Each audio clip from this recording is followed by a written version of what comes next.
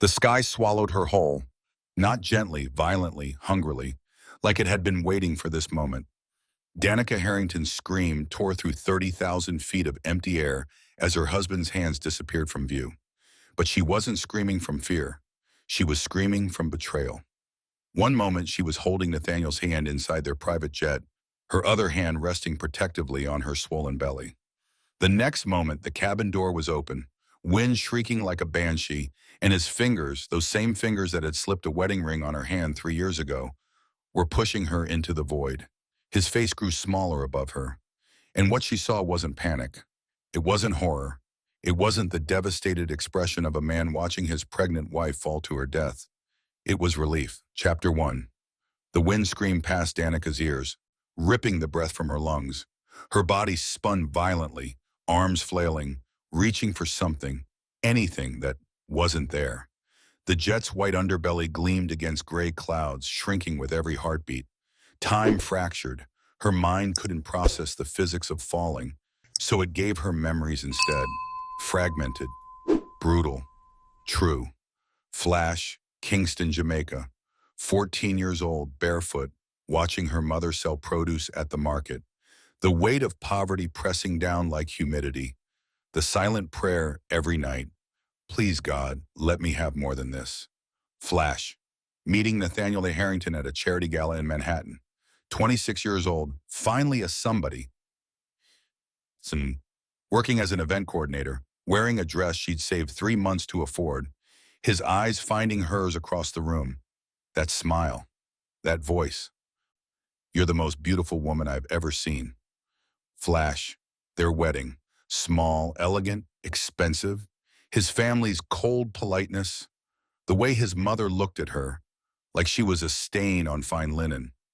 The whispered comment she wasn't supposed to hear. She'll never truly belong. Flash, 2 weeks ago, the pregnancy test, 2 pink lines, her hands shaking with joy. Nathaniel's face when she told him, was that hesitation? Was that fear? The ocean rushed toward her, dark and endless, moments before cut back. Rewind to 6 minutes earlier. The private jet's cabin was all cream leather and polished wood. Soft jazz played from hidden speakers. Champagne chilled in a bucket, though Danica couldn't drink it. Not anymore. Not with the life growing inside her. Close your eyes, Nathaniel had said, his voice warm, loving. I have a surprise. She'd smiled, giddy with the secret she was about to share. Today was supposed to be perfect. They were flying to meet his family at their estate in the Hamptons. She would tell them together, Nathaniel and his parents, his sisters, the whole prestigious Harrington clan, that a new generation was coming. An heir. Her ticket to finally truly belonging. Okay, she said, closing her eyes. What's the surprise? She heard movement, the click of the cabin door unlocking. The sudden rush of air that made her eyes snap open. Nathaniel stood 3 feet away, his hand on the door latch. The door was open. Wind howled into the cabin, and he was looking at her with an expression she'd never seen before. Calculated, cold, certain. Nathaniel? Her voice barely cut through the roar. What are you? You were never meant to last, he said. The words were calm, matter of fact, like he was explaining a business decision. Danica's breath caught. What? He took a step toward her. She instinctively stepped back. The pregnancy, he continued, raising his voice over the wind. It's inconvenient. My family's trust has clauses, complicated clauses about heirs and bloodlines and legitimacy. You were supposed to be temporary, a phase, something I'd outgrow. Nathaniel, stop. This isn't funny. Your death unlocks everything, he said, still moving toward her. Clean, simple, no custody battles, no divorce, no scandal, just a tragic accident over international waters. She looked down. Her seatbelt unbuckled. How had she not noticed? Her safety harness loosened. The door fully open now, nothing between her and 30,000 feet of empty air. You planned this, she whispered. I did. But I'm pregnant. I'm carrying your... That's the problem. He lunged, not frantically, not emotionally, with the controlled efficiency of someone who'd rehearsed this moment. His hands hit her shoulders. Nathaniel, don't... But the plea vanished into wind as he pushed. Hard, deliberate, final. As she fell, tumbling through the sky, Danica's mind gave her clarity with cruel precision. The late-night phone calls he'd dismissed as work, the sudden interest in updating their insurance policies, the way he'd insisted she cancel her doctor's appointment last week. "We'll find a better obstetrician in the Hamptons, darling." The romantic gesture of this trip, so unlike him lately, it was all a setup. She had been so stupid, so trusting, so desperate to believe that love could save her from the poverty she'd clawed her way out of. And now she was going to die because of it. The ocean grew larger, darker, closer. She could see individual waves now, white caps, the terrible, indifferent beauty of water that would shatter her bones. She thought of her grandmother in Kingston, the woman who raised her after her parents died, the woman who told her, "Baby girl, don't let any man make you forget who you are." She thought of the baby, her daughter. She'd been certain it was a girl. She thought of every patient she'd helped as an event coordinator for medical charities, every life she'd touched, every dream she'd deferred. She thought of the business degree she'd earned through night classes, the one Nathaniel dismissed as cute. Her last thought before impact was not a prayer. It was a promise. If I survive this, he will pay. The ocean hit her like concrete, her scream cut off instantly, replaced by the shock of freezing water invading her lungs. Pain exploded through her left side, ribs cracking like kindling. Her arm twisted at an impossible angle. The red dress she'd chosen so carefully billowed around her like blood in water. She should have died. The impact should have killed her instantly. But the ocean had other plans. A rogue wave, perfectly timed, impossibly lucky, caught her body at an angle, cushioning the fall just enough. She plunged deep, the pressure crushing, then her survival instinct kicked in. Despite the agony, despite the broken bones, despite everything, she kicked. Kicked toward light, kicked toward air, kicked toward life. She broke the surface, gasping, choking, screaming. Her left arm hung useless. Blood streamed from cuts across her face and shoulders. Her ribs felt like shattered glass with every breath. But she was breathing. Above her, impossibly far away, she heard the jet's engines. Circling, he was making sure she was dead. Danica forced herself still. She let her body go limp, floating face down in the freezing water, holding her breath until her lungs screamed. Playing dead was the only way to stay alive. The jet circled once, twice, 3 times. Then the engine sound faded. Only then did Danica allow herself to move, to breathe, to sweep. She didn't know how long she floated. Minutes felt like hours. The cold was stealing her consciousness, dragging her under. Then a horn, distant but real. A cargo ship, massive, industrial, beautiful. She tried to wave her good arm, but the movement sent lightning bolts of pain through her ribs. She could barely keep her head above water. Blood loss and hypothermia were winning. "Help!" The word came out as a rasp. "Help me!" The ship's hull loomed closer. Voices shouted in Spanish. A life ring splashed down 10 feet away. She kicked with everything she had left, grabbed the ring with her good hand, and let them pull her in. Strong arms lifted her from the water. Someone wrapped her in blankets. A face appeared above her, weathered, concerned, speaking rapid Spanish she couldn't follow. "Embarazada," she whispered. Pregnant, one of the few Spanish words she knew. "Mi bebé." The man's expression changed. He shouted to others. Someone ran. The last thing Danica heard before darkness took her was the ship's radio crackling to life, calling for emergency medical assistance. The last thing she felt was her hand on her belly and the terrible growing certainty that she was alone in there now.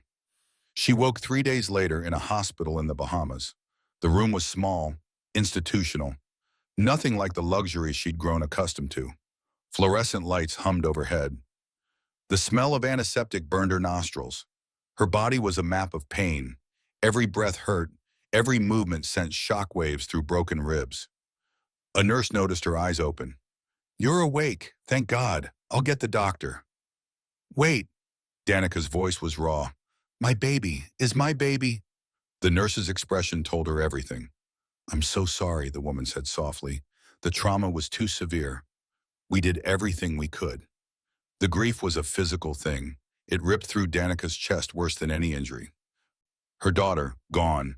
The life she'd been carrying, the future she'd imagined, the reason she'd fought so hard to survive, gone. She wanted to scream, to break things, to die. But she didn't. Because in that moment of absolute devastation, something else was born. Rage. Pure, focused, cold. The doctor came in an hour later, a tired-looking woman in her 50s. Ms. Danica hesitated. Then, Simmons. My name is Danica Simmons. Not Harrington. Never Harrington again. Miss Simmons, you're incredibly lucky to be alive. The injuries you sustained. What's being reported? Danica interrupted. About the accident? The doctor frowned. I'm not sure I understand. The plane, the private jet. Is it in the news? Oh, yes, there was a brief mention. A tragic accident during a flight. The pilot reported severe turbulence caused a passenger to fall through an improperly secured door. The husband is said to be devastated. Turbulence. An improperly secured door. Nathaniel's story was already out there.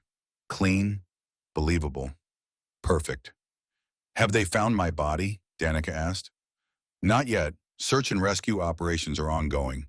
But given the location and the time elapsed, they won't find anything. Because she was here, alive, and Nathaniel thought she was dead. The doctor studied her. Miss Simmons, is there something you need to tell me? Danica looked at this stranger, this woman who'd saved her life without knowing the whole truth. She made a decision that would change everything. No, she said. Nothing.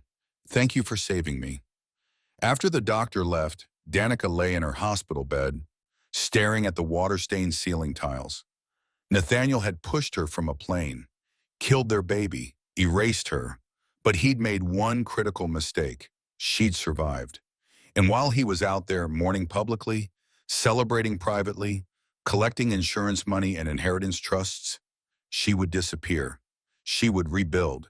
She would learn everything he never thought she was capable of. And when she was ready, when she was powerful enough, smart enough, dangerous enough, she would return. Not as Danica Harrington, the trusting wife, as something he would never see coming. The nurse returned with discharge papers and a question. Is there anyone we should call? Family? Friends? No, Danica said. I'm alone. It was the truest thing she'd said in years. But alone didn't mean powerless. Alone meant free.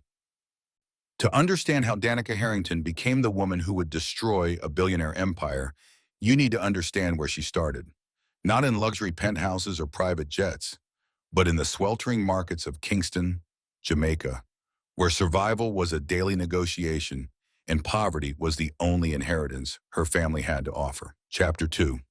The ocean was supposed to kill her. That's what Nathaniel had calculated. A fall from 30,000 feet into open water. The impact alone would shatter every bone in her body. Even if by some miracle she survived the initial collision, hypothermia would finish the job within minutes. No rescue, no witnesses, no body to ever wash ashore with evidence. But the ocean had different plans. When Danica hit the water, the world exploded into white-hot agony. The sound was catastrophic. A thunderclap of flesh meeting liquid concrete, her left shoulder dislocated on impact. 3 ribs on her right side snapped like dry branches.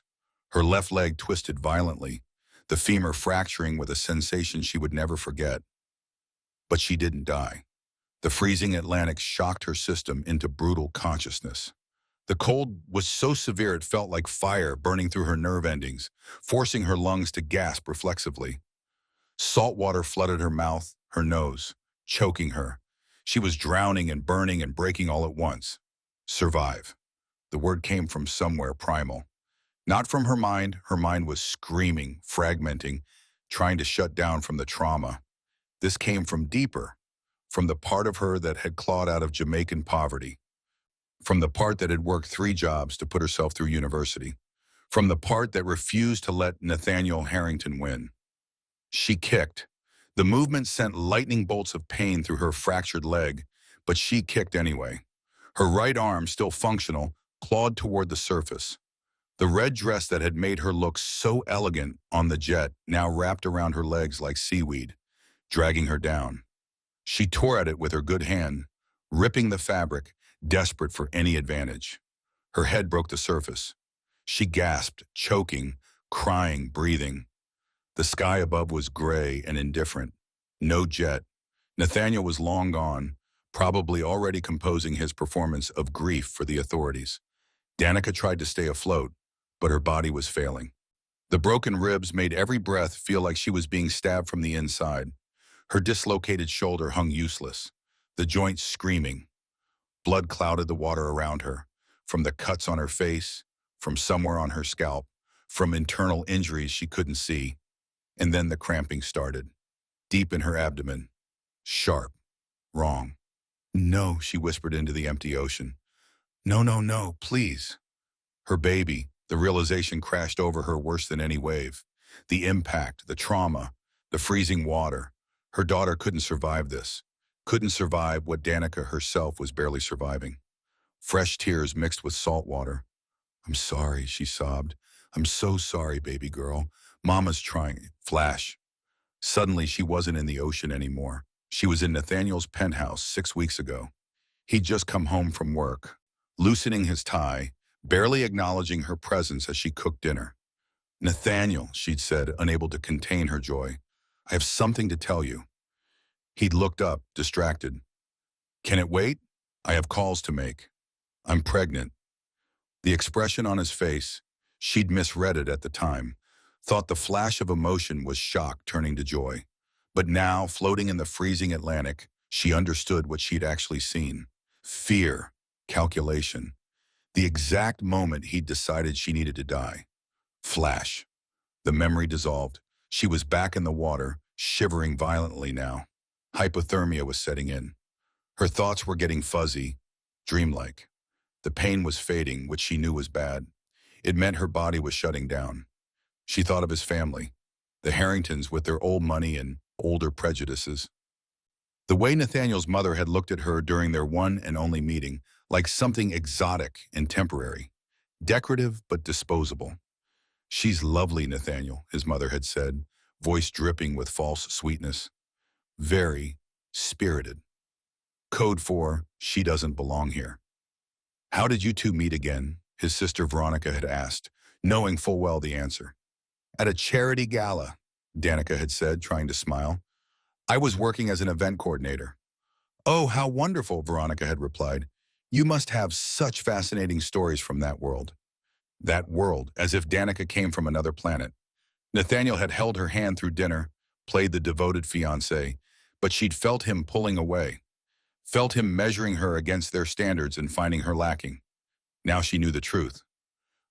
He'd never intended to keep her. She was supposed to be a phase, a rebellion, something to grow out of before the trust fund matured and the inheritance clauses kicked in. Her pregnancy had just accelerated his timeline. Another wave. Danica's head went under. She couldn't find the strength to kick anymore.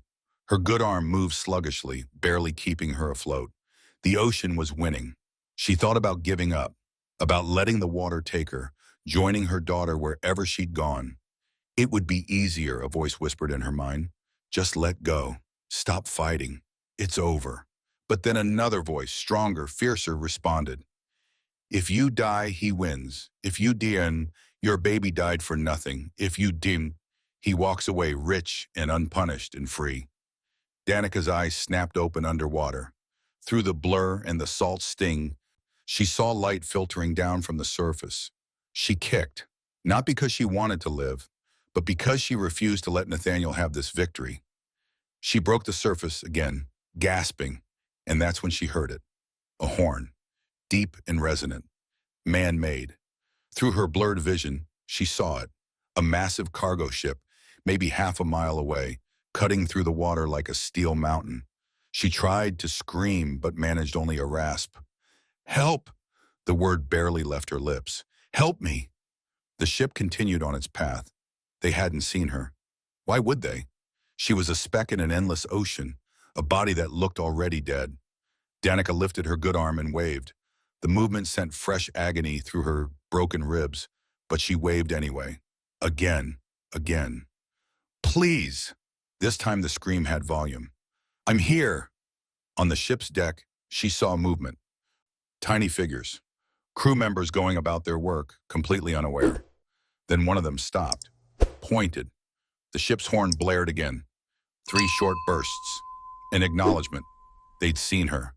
The vessel began to slow, its massive engines reversing. It would take time. Ships that size couldn't stop quickly, but they were coming. Danica tried to keep swimming toward them, but her body was done. Her leg wouldn't move anymore. Her arm felt like lead. The cramping in her abdomen had intensified into something constant and terrible. She was bleeding more now. She could feel it, warm against the cold water. Hold on, baby, she whispered, knowing it was already too late. Just hold on. Minutes stretched like hours. The ship grew closer, but Danica's consciousness was slipping. She could hear voices now, men shouting in Spanish, urgent and concerned. A life ring splashed into the water 10 feet away. She tried to swim toward it, but her body wouldn't obey. Someone dove in. She saw him cutting through the water with powerful strokes. A young sailor, maybe 25, with a rope tied around his waist. He reached her just as she started to sink. No, no, stay with me, he shouted in accented English. I've got you. Strong arms wrapped around her. The sailor secured the life ring under her shoulders, shouted something in Spanish, and they were being pulled toward the ship. Danica's head lolled against his shoulder. My baby, she whispered. I was pregnant. My baby. Shh, don't talk. Save your strength. He pushed me. The words tumbled out, delirious. My husband. He pushed me from the plane. Wanted me dead. Wanted us both. Jesus Christ, the sailor breathed. Who would? Nathaniel Harrington. She needed someone to know. Needed the truth spoken aloud before she died. Remember that name. If I don't make it, tell someone. Tell police. Nathaniel Harrington pushed his pregnant wife from... A wave crashed over them. Water filled Danica's mouth, cutting off the words. They reached the ship's hull. A crane lowered a rescue basket. Hands reached down, lifting her from the water. Every movement was torture. She heard herself screaming, but couldn't stop. On deck, the crew surrounded her. Someone wrapped her in thermal blankets. Someone else was on a radio, speaking rapid Spanish. She caught words like emergencia, mujer, embarazada. The sailor who'd pulled her from the water knelt beside her. What's your name? Can you tell me your name? Danica, she whispered. Danica Harrington. But I'm supposed to be dead. He thinks I'm dead. Can't let him know. Okay, it's all right. We're getting you to a hospital. Just hold on. The ship's medic arrived, immediately checking her vitals. His expression was grim. He spoke to the captain in Spanish, and Danica caught enough to understand. Critical condition, possible internal bleeding. Pregnancy complications, need immediate evacuation. The baby, she asked the medic, even though she already knew. Can you check, is my baby? The medic placed a hand on her good shoulder. I'm sorry, I don't have the equipment here, but we're radiating ahead to Nassau. A helicopter is coming. 20 minutes. 20 minutes. Danica's vision was fading at the edges. The pain was distant now, which meant she was dying. She knew enough about trauma to recognize the signs. She thought of her grandmother in Kingston, who'd raised her with stories of strong women who survived hurricanes, slavery, colonization. Women who refused to break. She thought of her daughter, the baby girl she'd never hold, never name, never watch grow. And she thought of Nathaniel. Somewhere above the clouds, probably landing right now, preparing to play the devastated widower. Hope, Danica whispered. The sailor leaned closer. What? Her name was Hope. Tears streamed down her face. My baby. I was going to name her Hope. The sailor's eyes glistened. That's a beautiful name. Tell her I'm sorry. Danica was fading fast now. Tell her Mama fought. Tell her... Darkness swallowed the words. The last thing she heard was a helicopter in the distance, rotors cutting through sky. The last thing she felt was someone holding her hand, refusing to let go. And the last thing she thought before consciousness left her completely was a promise she would either keep or die trying. If I survive this, Nathaniel Harrington will pay for every drop of blood, his and mine both. Then there was nothing but the sound of sirens in the vast, empty dark. Chapter 3. Danica woke to the smell of antiseptic and the sound of machines beeping in sterile rhythm. White ceiling tiles, fluorescent lights, the unmistakable atmosphere of a hospital room. She was alive. The realization came with a flood of sensations, pain radiating from her shoulder, her ribs, her leg. An IV line tugged at her right hand, bandages wrapped around her head, her arms, her torso. Every breath hurt.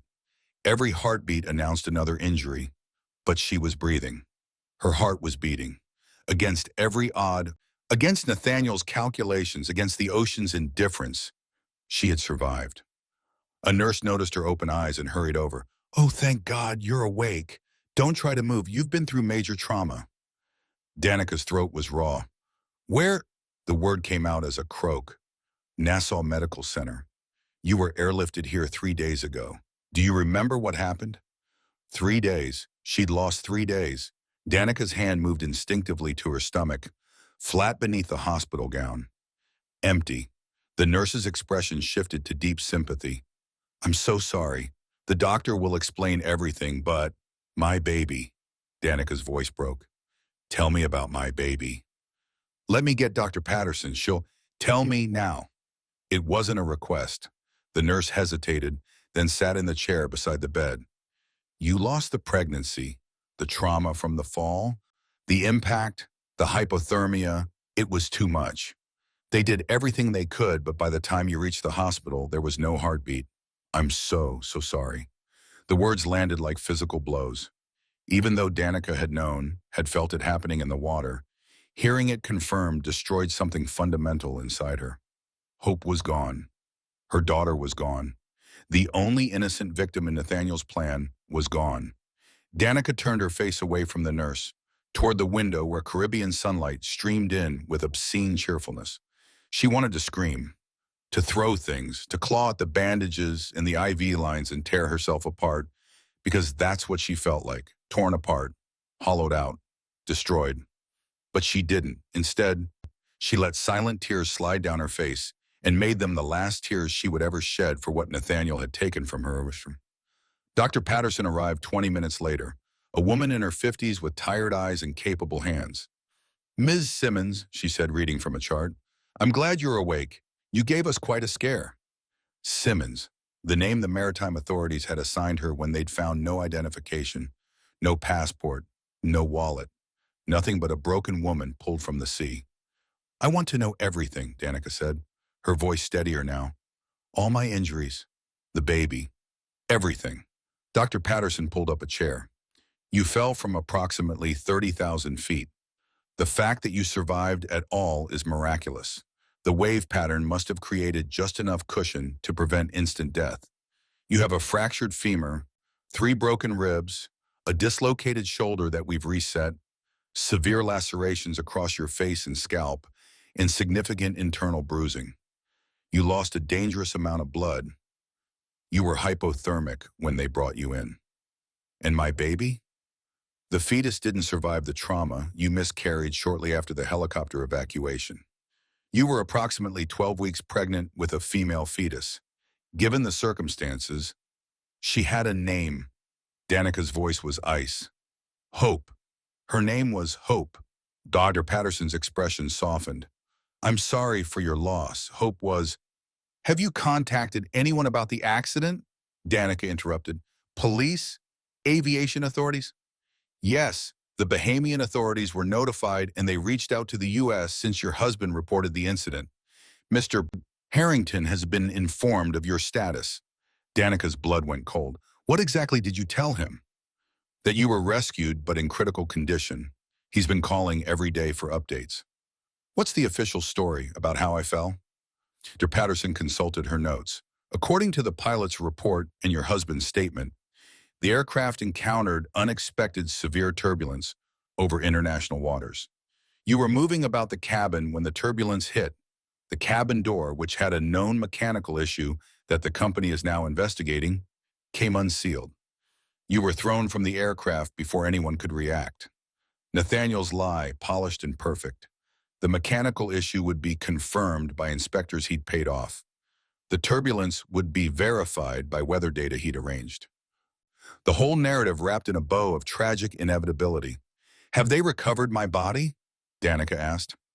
Dr. Patterson looked confused. Your body, you're right here. I mean, before I was rescued, did they find me in the water immediately, or was there a search? Oh, according to the rescue team, you were found by a cargo ship approximately 40 miles from the crash site. The official search and rescue operation actually ended before you were discovered. They'd classified it as a recovery mission, not a rescue. Everyone assumed the fall would be fatal. Perfect. So officially, for a period of time, I was presumed dead? Technically, yes. For about 18 hours between the reported accident and your rescue, you were missing and presumed deceased. But once the cargo ship radioed in, I want to see the news coverage, Danica said. Everything about the accident. Can you bring me a laptop or a tablet? Dr. Patterson hesitated. I'm not sure that's advisable. You need to focus on recovery, not, please, P. Something in Danica's tone made the doctor comply. 20 minutes later, a nurse brought a tablet, and Danica began reading. Tragic accident claims life of pregnant philanthropist. That was the headline from 2 days ago, before her rescue was confirmed. Billionaire heir's wife falls from private jet. Another. Miracle survival. Woman rescued after 30,000-foot fall. This one from yesterday. She scrolled through articles, watched video clips of news anchors reporting the story with appropriate somber tones. And there was Nathaniel. A press conference outside the Harrington estate, his eyes red-rimmed, his voice breaking as he spoke to cameras. Danica was the love of my life, he said, and he actually looked like he meant it. We were so excited about starting our family. This was supposed to be a celebration trip. Instead, his voice caught perfectly. Instead, I've lost everything. My wife, my unborn child. I don't know how to move forward from this. A reporter shouted a question. Do you blame the airline? The maintenance company? I don't want to point fingers while the investigation is ongoing, Nathaniel replied, the picture of restrained grief. I just want people to remember Danica for who she was, kind, brilliant, full of life. She deserves so much better than this. Danica watched him lie with the skill of a seasoned performer. The tremor in his hands, the way he looked away from the camera as if too overcome to continue, the protective way his family flanked him, his mother's hand on his shoulder. They'd coached him, prepared him for this role. He was good, but she was better. Because she knew something he didn't. She was alive, and she had a choice to make. Dr. Patterson returned in the afternoon. Ms. Simmons, we need to discuss your identity and next steps. The U.S. Embassy has been notified of your rescue, but we have no passport or identification for you. Can you provide? What happens if I don't? Danica asked. The doctor blinked. I'm sorry? What happens if I can't or won't provide identification? If I just remain Ms. Simmons? Well, you'd be processed as an undocumented person. The Bahamian government would work with the U.S. to verify your identity through your husband's confirmation, medical records, fingerprints, if necessary. How long would that take? Several weeks, potentially. Maybe longer if there are complications. Why would you want to delay? Dr. Patterson stopped, understanding dawning in her eyes. Ms. Simmons, are you in danger? Is there something you need to tell me about what happened? Danica looked at this woman who'd saved her life, who'd overseen Hope's delivery as a miscarriage, who now watched her with concern and growing suspicion. She could tell the truth, could report that her husband had pushed her from that jet, could trigger an investigation, criminal charges, justice. But what would that justice look like? Nathaniel's wealth against her word, his family's lawyers against her testimony, his perfect narrative against her convenient survival, the media circus, the character assassination, the revelation that she'd been after his money all along, that she'd gotten pregnant to trap him, that she was lying to extract a settlement. And even if, by some miracle, she could prove what happened, even if they believed her, the legal battle would take years, years of being hunted, of looking over her shoulder, of living in fear that Nathaniel would finish what he started. He'd already shown he was willing to kill her. Why wouldn't he try again? No, justice through the courts was for people with equal power. Danica had none, but staying dead gave her something more valuable than justice. It gave her freedom. I'm not in danger, Danica said carefully, but I've lost everything. My baby, my health, my entire life. I'm not ready to go back yet. I need time to heal, to process, to figure out who I am now. Dr. Patterson studied her. And your husband? He's desperately worried about you. Surely you want to see him. No, Dean. The word came out sharp. Not yet, please. Just give me a few more days before you confirm my identity to anyone. Tell them I'm still unconscious, still critical. I need time. Ms. Simmons, please. After a long moment, Dr. Patterson nodded slowly. A few days, but eventually we'll have to proceed with proper identification and I understand, thank you. That night after the nurse's rounds, Danica lay in her hospital bed and made the calculations. Nathaniel thought she was alive but unconscious, which meant he was already planning his next move. He couldn't risk her waking up and telling the truth. He'd find a way to finish this. Another accident, a medical complication, something clean and untraceable. If she confirmed her identity, she was dead.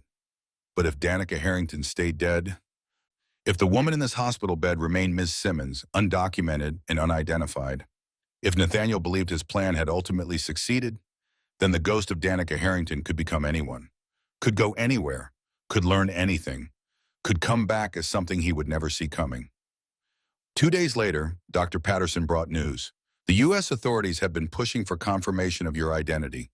They want to send someone from the embassy to interview you, possibly take fingerprints to confirm you're really Danica Harrington.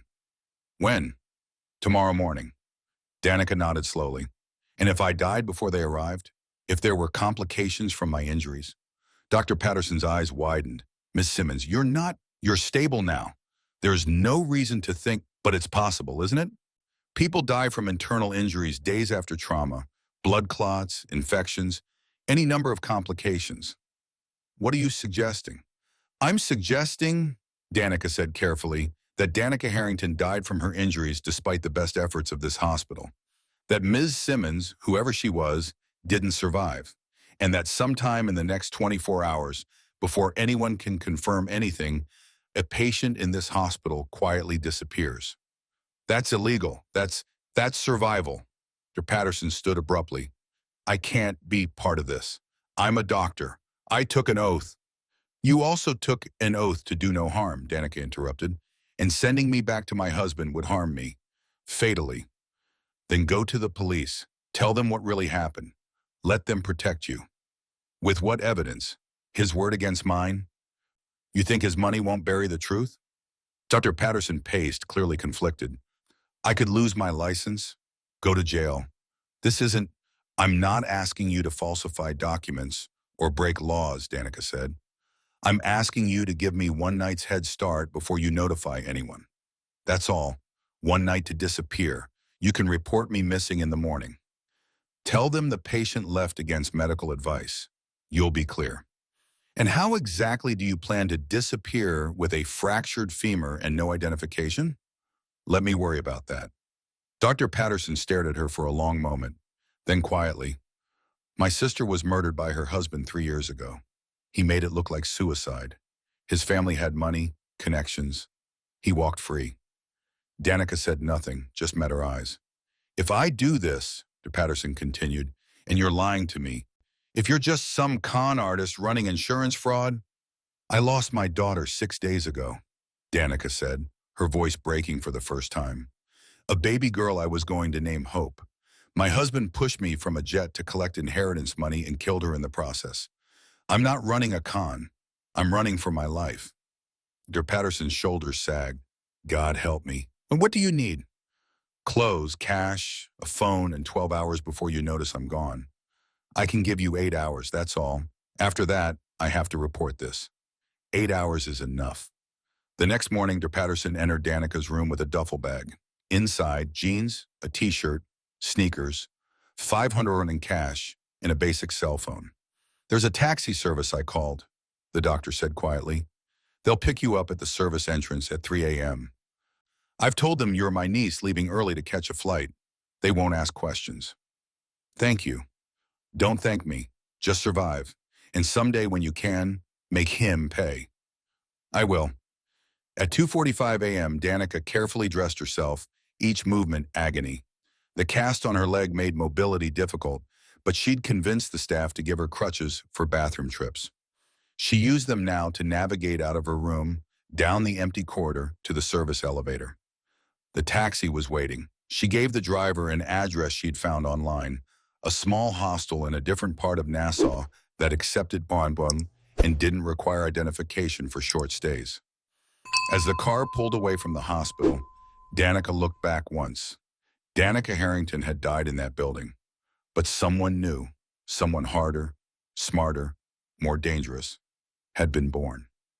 She didn't know her name yet, didn't know exactly who she'd become, but she knew one thing with absolute certainty. Nathaniel Harrington would learn to fear the woman he thought he'd erased. Chapter 4. The television in Nathaniel's study showed the news on loop. He'd been watching for 2 hours, nursing his third glass of Macallan 25, the one Danica had bought him for their anniversary. The irony wasn't lost on him.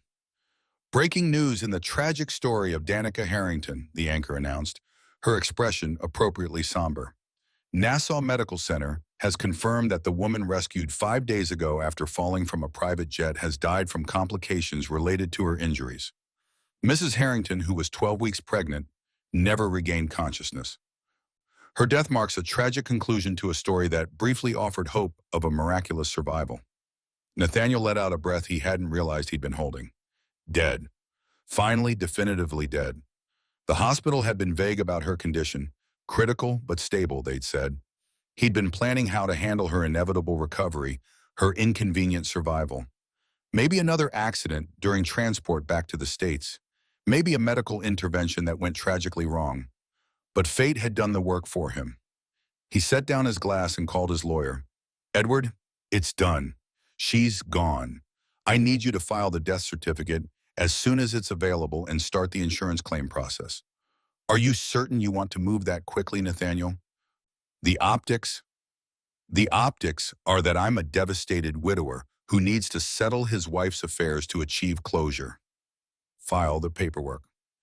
After ending the call, Nathaniel allowed himself a small smile. Everything had worked exactly as planned. Well, almost exactly. She wasn't supposed to survive the initial fall, but the outcome was the same. Danica Harrington was dead. The trust fund was his. The pregnancy complication was resolved. And in 6 months, maybe a year, he could start publicly dating again. Veronica had already suggested some appropriate candidates from the right families. Women who understood their place. Women who wouldn't get inconveniently pregnant and threaten carefully structured inheritance clauses. His phone buzzed, a text from Amanda, his secretary and occasional companion. Saw the news. I'm so sorry. Are you okay? He deleted it without responding. Amanda had served her purpose as a distraction, but she was too obvious, too common. The Harringtons could tolerate a brief marriage to a Jamaican event coordinator as a rebellious phase, but a prolonged relationship with a secretary? Unacceptable. No, his next wife would be carefully selected, someone from their world, someone who wouldn't ask questions or have inconvenient dreams. Nathaniel walked to the window of his penthouse and looked out over Manhattan. The city glittered beneath him, full of possibilities and power. He'd done what needed to be done, and he'd gotten away with it. 4,000 miles away, Danica sat in a cramped hostel room in Nassau, watching the same newscast on a borrowed tablet. Danica Harrington confirmed dead. She felt nothing. The woman they were talking about, the hopeful Jamaican girl who'd believed love could save her, that woman had died in the ocean with her daughter. What remained was something else entirely. A knock at the door made her tense. She grabbed the crutch beside her bed, ready to use it as a weapon if needed. Miss Simmons? A woman's voice. It's Dr. Patterson. Danica opened the door a crack. The doctor stood in the hallway wearing civilian clothes, a baseball cap pulled low. May I come in? Danica stepped back, letting her enter. Dr. Patterson surveyed the shabby room, peeling wallpaper, a single bed, a sink in the corner. This is where you're staying? It's safe and temporary. Dr. Patterson set a folder on the bed. These are copies of your medical records under the name Simmons. If you need treatment anywhere, these will help. I also brought you something else. She pulled out a business card. Malcolm Richard, he's a maritime lawyer who used to work in international law. He's retired now, lives on a boat in the harbor. He's helped women in situations like yours before. How do you know him? He helped my sister try to escape her husband. She didn't make it, but Malcolm tried everything legally possible. After she died, he became less interested in what was legal and more interested in what was right.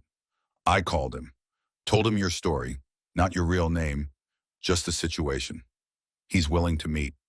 Danica took the card. Why are you helping me? Because I couldn't help my sister. Because you remind me of her, strong but trapped. And because what your husband did, Dr. Patterson's voice hardened.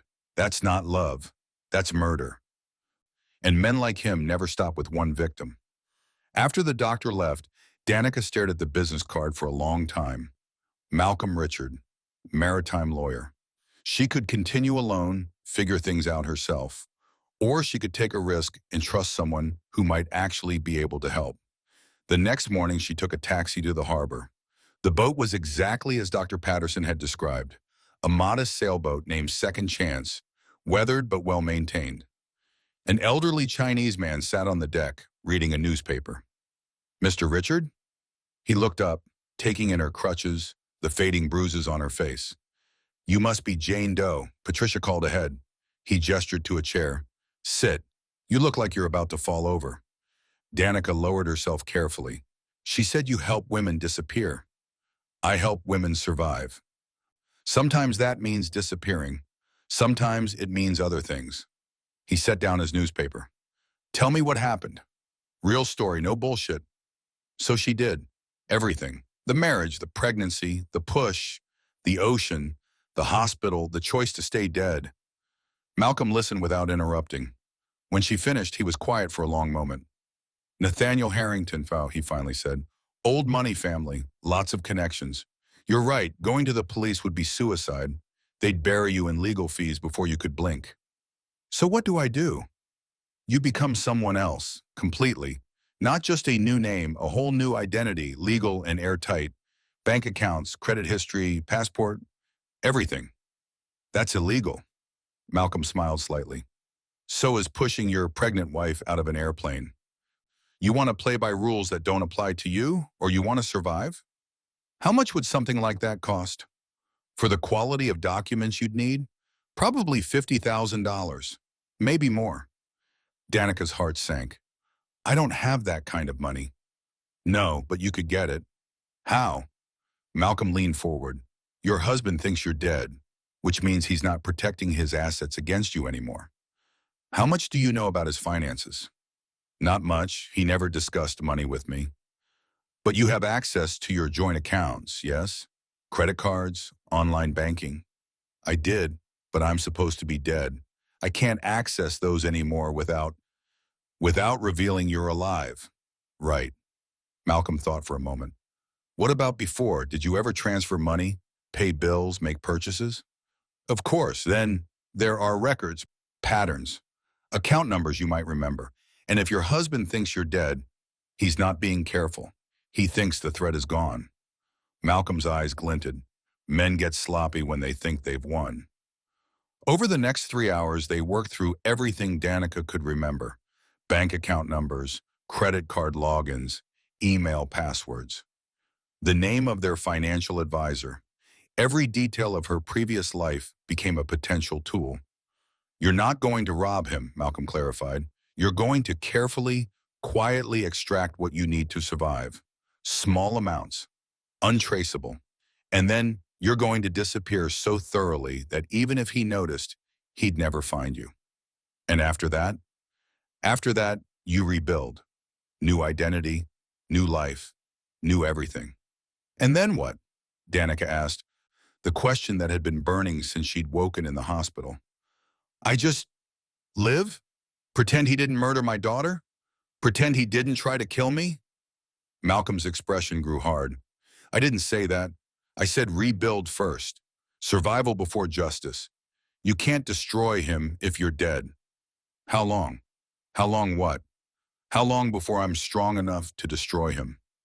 Malcolm smiled grimly. That depends entirely on how patient you are and how smart you become. But if you're willing to learn, willing to wait, willing to transform yourself into someone he'd never recognize. He paused. 3 to 5 years, maybe less if you're quick. 3 to 5 years. It seemed like forever, but Danica had already died once. What was a few more years of being dead if it meant coming back as something unstoppable? Teach me, she said, and Malcolm Richard did. Over the next 6 months, hidden in Nassau, Danica learned to become a ghost. Malcolm taught her how to move money in ways that left no traces, how to create shell companies, how to build a credit history under a new name, how to understand financial systems well enough to exploit them. He connected her with people who could create documents, real documents, not forgeries, birth certificates filed in distant counties, high school transcripts from schools that had burned down, college degrees from universities that didn't keep digital records. Piece by piece, a new person emerged. Her name was Elena Rosario, born in Puerto Rico to parents who died in Hurricane Maria. No living relatives. A tragic backstory that explained why there was no one to verify her existence. No one to question her sudden appearance in the world. But Elena wasn't Jamaican. She didn't have Danica's accent or Danica's mannerisms. So Danica had to die more completely. She practiced Elena's voice for hours, slightly different inflection, a hint of Spanish influence, the confidence of someone who'd never been pushed from a plane. She studied how Elena would walk, how she would gesture, how she would move through the world. She cut her hair short and dyed it darker. She lost weight, not from illness now, but from deliberate training. Malcolm connected her with a former Navy SEAL who'd retired to the Caribbean. He taught her how to rebuild her broken body into something stronger. Every morning at 5 a.m., despite the pain, despite the memories, Danica became Elena. And every night before sleep, she whispered the same vow. For hope, for me, for every woman he'd ever hurt. Malcolm watched her transformation with something like pride. You're learning, Bob, but you're focusing too much on the physical. You want to destroy Nathaniel Harrington? You need to understand his world, finance, business, power. So Danica dove into books, business strategy, financial markets, corporate law. Everything she dismissed as Nathaniel's domain became her obsession. She learned how inheritance trust worked, how shell companies could hide assets, how regulatory agencies could be manipulated, how power in the American upper class wasn't just about money, it was about connections, leverage, secrets. 6 months after her death, Malcolm called her to his boat with news. Your husband filed the insurance claim. $2 million. It was paid out last week. Danica felt sick. He collected on my death. He did. And according to public records, the trust fund that required your death, that was released too. Another $15 million. $17 million. That's what her life and Hope's life had been worth to him. There's more, Malcolm continued. I did some digging into Nathaniel's company, Harrington Capital Management. They're clean on the surface, but there are irregularities. Questionable trades right before market moves. Client accounts that don't quite add up. Nothing prosecutable yet, but patterns. He's committing fraud? Most likely. The SEC would need years to build a case, and with his family's lawyers, they'd bury any investigation. But the cracks are there. Danica absorbed this information. Can we use that? Eventually, when you're ready, but first you need money of your own. Real money, enough to play in his world. How? Malcolm smiled. You're going to become an investor. I have some contacts who are willing to seed fund a portfolio for you. Legal, clean money from people who believe in helping women escape bad situations. $500,000 to start. That's too much. I can't. You can and you will. Because in 3 years, you're going to turn that $500,000 into $5 million. And then you're going to use that $5 million to destroy everything Nathaniel built. I don't know anything about investing. Then learn. You have time and talent. I've watched you absorb information these past 6 months. You're smart enough to do this. That night, Danica, Now legally, Elena Rosario sat alone in her small apartment and made a list. What I know, Nathaniel's real character, his vulnerabilities, his patterns, his greed. What I need, money, working on it. Knowledge, studying, access, will come. Patience, learning.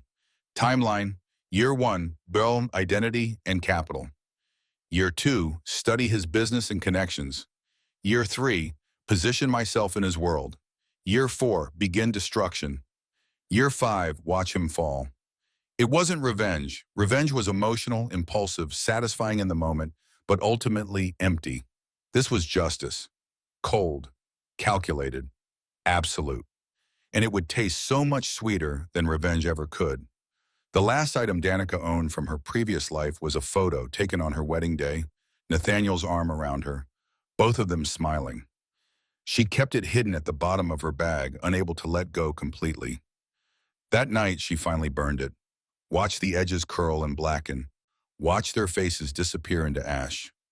Danica Harrington was truly dead now, and Elena Rosario was ready to begin. Chapter 5. 3 years later, Elena Rosario stood in her corner office overlooking the Miami skyline, reviewing quarterly reports from her investment portfolio. The numbers were good, better than good, exceptional. 500,000 had become 4 million in 36 months. Not through luck, not through inheritance or marriage or any of the shortcuts Danica had once naively believed in. Through intelligence, discipline, and an obsessive understanding of markets that most people would never develop.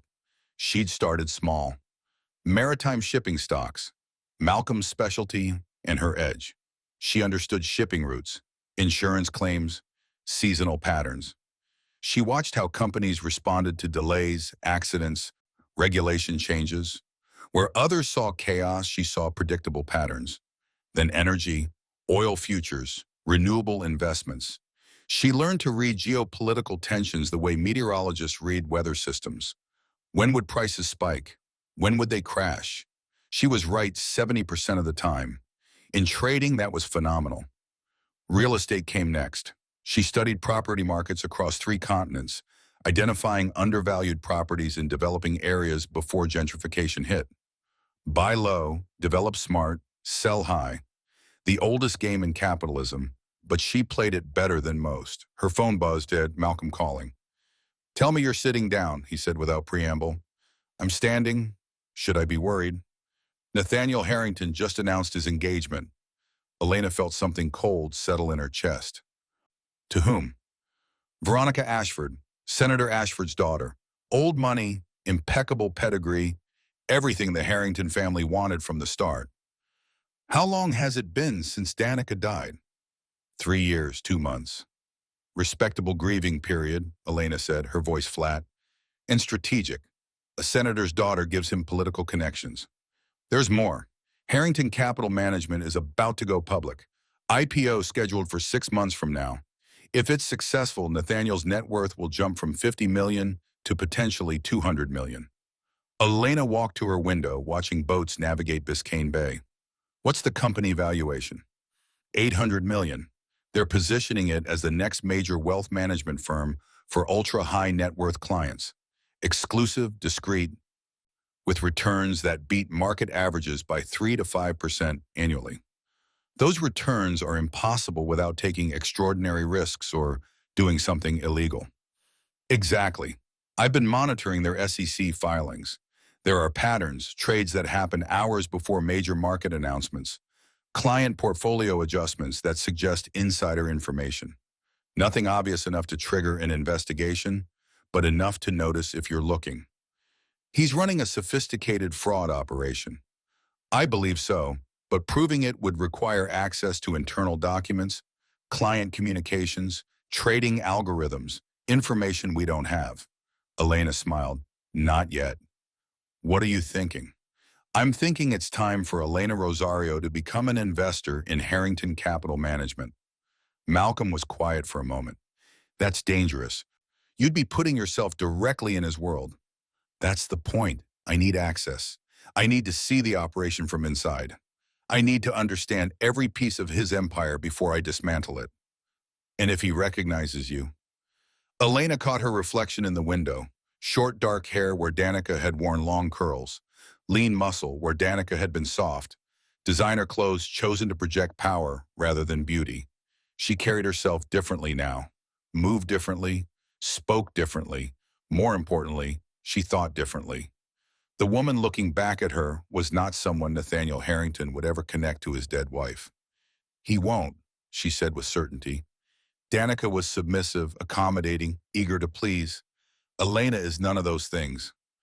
And men like Nathaniel don't really see women anyway. They see reflections of what they want. He wanted Danica to be a temporary trophy. He'll see Elena as a potential investor. Nothing more. I hope you're right. Trust me, I've studied him for 3 years. I know him better than he knows himself. Better than he ever knew Danica. That was true. Over the past 3 years, Elena had become an expert on Nathaniel Harrington. She knew his schedule, his habits, his business partners. She knew which restaurants he frequented, which clubs he belonged to, which charities he supported for tax purposes rather than genuine care. She knew about his new penthouse in Tribeca, larger than the one he'd shared with Danica. She knew about his car collection, his art investments, his vacation home in Aspen. She knew he'd attended Danica's memorial service with perfectly calculated grief, then gone to dinner with Amanda Williams the same evening. She knew Amanda had been quietly paid off and disappeared from his life within 6 months. She knew everything about the public Nathaniel. Now she needed to know everything about the private one. Set up a meeting, and Elena said, I want to discuss investment opportunities with Harrington Capital Management. 4 weeks later, New York City. The offices of Harrington Capital Management occupied 3 floors of a building in Midtown Manhattan. Everything screamed old money and new power. Marble floors, modern art on the walls, floor-to-ceiling windows with views of Central Park.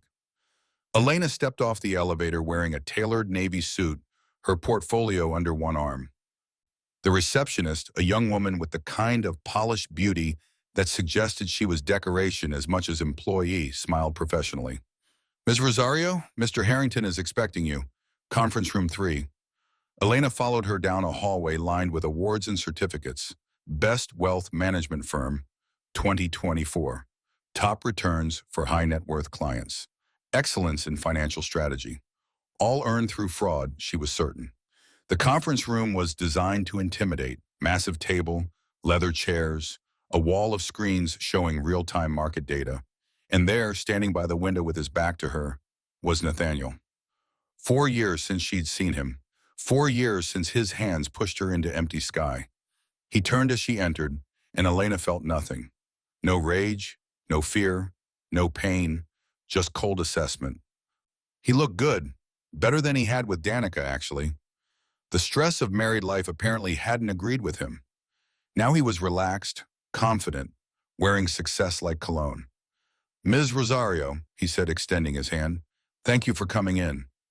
Elena shook his hand firmly. His palm was warm, his grip calculated to convey confidence without aggression. She met his eyes directly and saw no recognition whatsoever. Why would there be? Danica had never looked at him like this, as an equal, as a challenge, as something to study rather than please. Mr. Harrington, I appreciate you taking the time. Please call me Nathaniel, and the pleasure is mine. It's not every day I meet an investor who's turned $500,000 into $4 million in 3 years. That's a remarkable track record. I do my research. I'm selective. I don't throw money at trends. I invest in fundamentals. Smart, very smart. He gestured to a chair. Please sit. Can I get you anything? Coffee? Water? Water is fine. He pressed a button on the table. Within seconds, an assistant appeared with sparkling water in crystal glasses. Nathaniel waited until they were alone again before continuing. I've reviewed your portfolio history. Maritime shipping, energy futures, strategic real estate, diverse but focused. You clearly understand market mechanics. I understand that wealth isn't built on luck. It's built on information and timing. Exactly, which is why I think you'd be very interested in what we offer here. He pulled up a presentation on the screens. Charts, graphs, performance metrics, everything designed to impress. Harrington Capital Management specializes in ultra-high net worth individuals, people with at least $10 million in investable assets. We offer personalized portfolio management with returns that consistently outperform market averages by 3 to 5% annually. Consistently outperforming by that margin is statistically improbable without insider information or excessive risk, Elena observed. Nathaniel smiled. You're direct. I like that. You're right. It would be improbable for most firms. But we have advantages. Our client base includes people in positions of significant influence, corporate executives, politicians, international investors. The information we gather isn't insider trading. It's strategic networking. We know which sectors are being prioritized for government investment. We know which companies are likely acquisition targets. We know which regulations are being considered. All legal, all public eventually, but we know it first. Gray market intelligence. Intelligent market analysis, he corrected smoothly. There's nothing illegal about having well-connected clients who share their legitimate business insights. It was a good story, plausible enough to avoid scrutiny, sophisticated enough to attract investors who wanted above-market returns without asking uncomfortable questions, and probably complete bullshit. What are your current assets under management? Elena asked. Approximately 600 million. After the IPO, we're projecting to reach 1.2 billion within 18 months. Ambitious. We have the track record to support it. Elena pretended to consider. What's the minimum investment? For new clients, 5 million. Though for someone with your proven acumen, we could make exceptions. I have 4 million liquid. I could make it 5 within a month. Nathaniel's eyes lit up, the same look he'd had when Danica told him she was pregnant, seeing an opportunity, already calculating the value. 5 million would certainly qualify you for premium tier management. What kind of returns are you targeting? Long-term growth. I'm not interested in quick flips or excessive volatility. I want consistent 8 to 10% annually. We can absolutely deliver that. In fact, most of our premium clients see returns closer to 12% through your strategic networking intelligence. Precisely. Elena set down her water glass. I'll be honest, Nathaniel, I'm intrigued, but I didn't build $4 million by trusting easily. I'd need to see more than presentations. I'd need to understand your actual strategies, meet your key staff, review your compliance procedures. Of course, we encourage due diligence. In fact, he checked his watch. I'm hosting a client appreciation dinner tomorrow evening at my home. Several of our top-performing portfolio managers will be there, along with select clients. It's an opportunity to network, ask questions in a more relaxed environment. Would you be interested? Elena pretended to think about it. That would be helpful? Excellent. I'll have my assistant send you the details. He stood, extending his hand again. I have a good feeling about this partnership, Ms. Rosario. Elena, she said, shaking his hand. Elena, I look forward to tomorrow evening. As she left the building, Elena allowed herself a small smile. Phase 1 complete. She was in. The next evening, Nathaniel's Tribeca penthouse was designed to display wealth without ostentation. The kind of space where every piece of furniture cost more than a car, but looked casually comfortable. Floor-to-ceiling windows offered views of the Hudson River. Servers circulated with champagne and canapes. Elena arrived precisely on time, wearing a black cocktail dress that was elegant without being sexy, professional without being boring. The kind of outfit that said, I belong here, but I'm not trying to impress you. Nathaniel greeted her at the door with a woman at his side, blonde, perfectly polished, wearing a diamond engagement ring that could choke a horse. Elena, so glad you could make it. This is my fiancée, Veronica Ashford. Veronica extended a hand with the kind of smile that didn't reach her eyes. Lovely to meet you. Nathaniel mentioned you are considering investing with the firm. I am. Your fiancé runs an impressive operation. He does. Though I have to admit, finance isn't really my world. I focus more on philanthropic work. Women's education initiatives mostly. The irony was almost painful. This woman who claimed to support women's education was marrying a man who'd murdered his pregnant wife. But Veronica didn't know that. Probably wouldn't believe it if told. That's admirable work, Elena said neutrally. The evening progressed with carefully choreographed networking. Nathaniel introduced her to portfolio managers, successful clients, strategic partners. Everyone had the same story: remarkable returns, sophisticated strategies, exclusive access. Elena played her part perfectly, asked intelligent questions, expressed appropriate interest, made connections. And all the while, she observed, she noticed how Nathaniel's staff deferred to him with more than professional respect. There was fear there. She noticed how client conversations subtly emphasized loyalty and discretion. She noticed the proprietary trading platform mentioned in hushed tones, the special opportunities available only to premium investors. She was building a mental map of the operation, identifying weak points and leverage opportunities. Around 10 p.m., she found herself briefly alone on the terrace. The city spread out below, lights twinkling like terrestrial stars. Nathaniel joined her. Escaping the crowd? Just enjoying the view? You have a beautiful home. Thank you. Though it's really just a place to sleep, I spend most of my time at the office. He leaned against the railing beside her. Can I be candid with you, Elena? Please. I don't usually connect with potential investors on a personal level. This business is transactional. They want returns. We provide them. Everyone's happy. But you're different, and you think like I do. You see the world as it actually is, not as people pretend it is. And how is the world, actually? Darwinian. The strong survive, but being smarter, faster, more ruthless than everyone else. The weak get eaten. It's not cruel, it's just nature.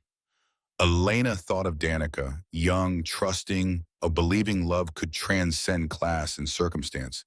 Weak, in Nathaniel's worldview, deserving of what happened to her. That's a rather bleak perspective, she said carefully, but accurate. Look at how you built your wealth. You didn't wait for opportunities. You created them. You saw what others missed. You weren't afraid to take risks. That takes a certain hardness, a willingness to prioritize winning over being liked. Is that what you think I am? Hard? I think you're successful.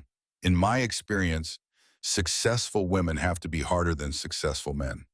The world forgives male ambition. Female ambition requires justification. It was almost laughable hearing him perform feminism. This man who'd pushed his pregnant wife from a plane was pontificating about the challenges women faced.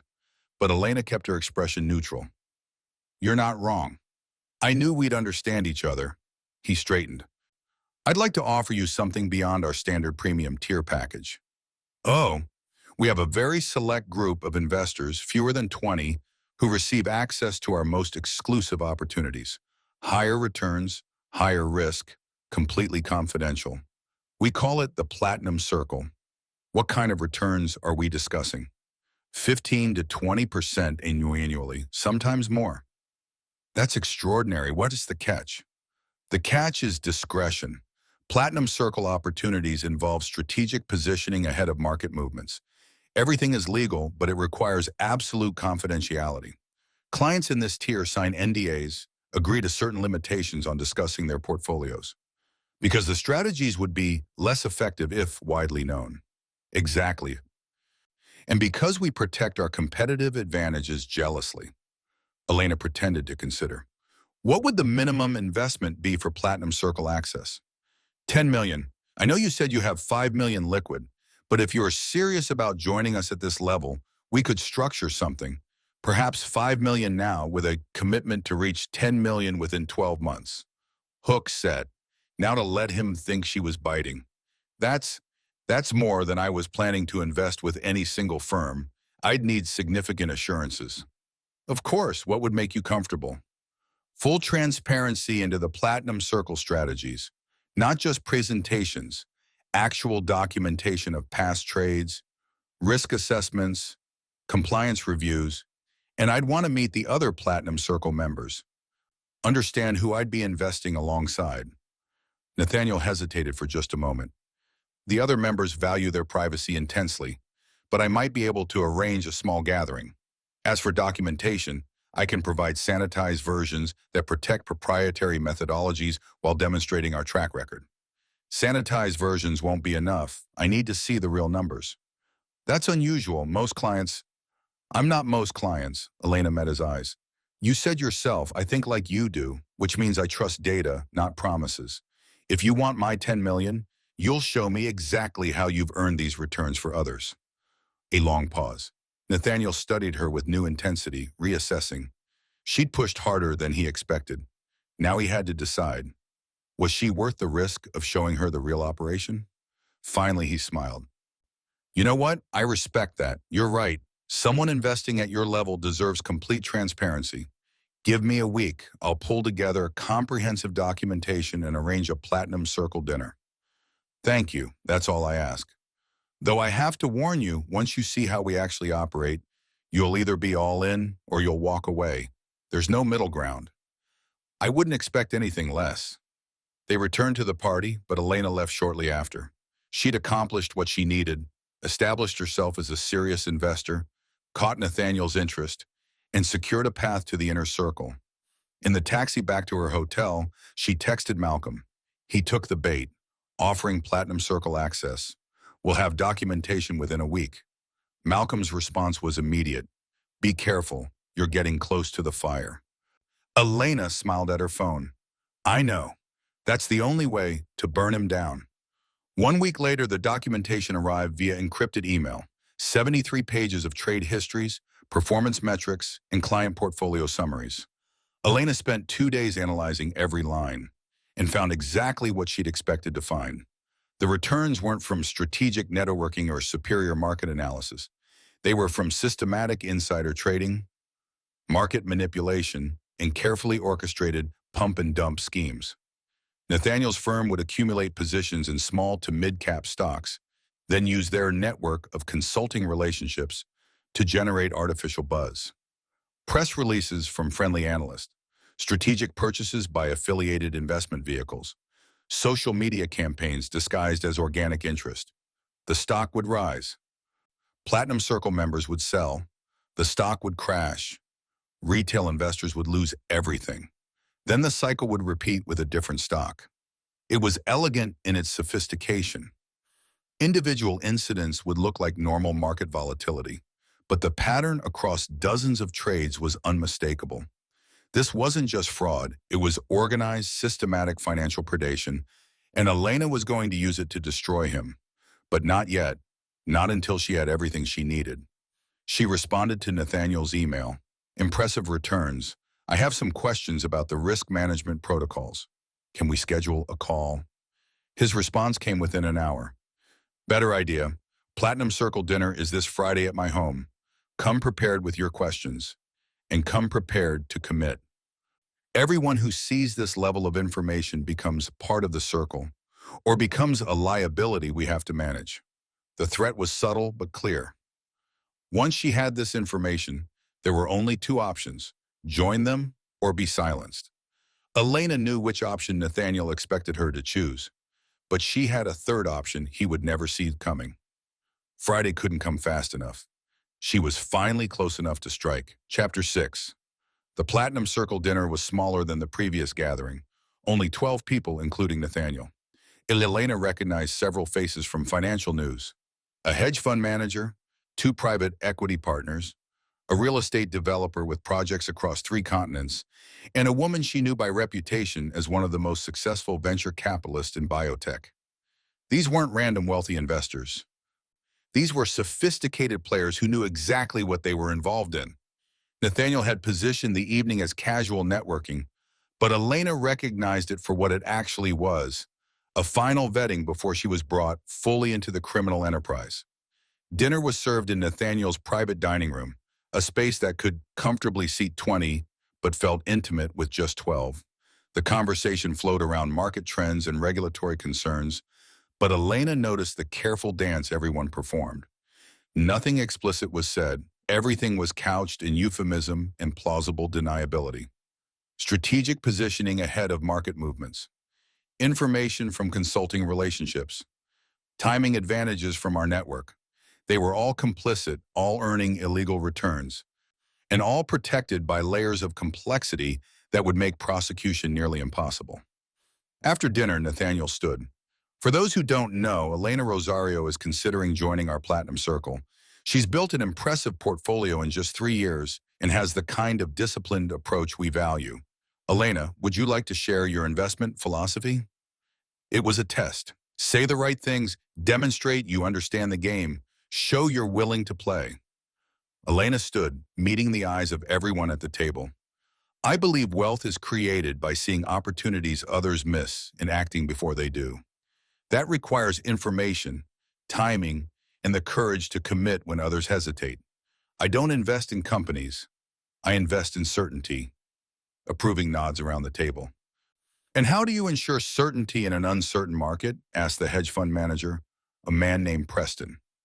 By controlling variables others consider uncontrollable. By building networks that provide advance notice of changes.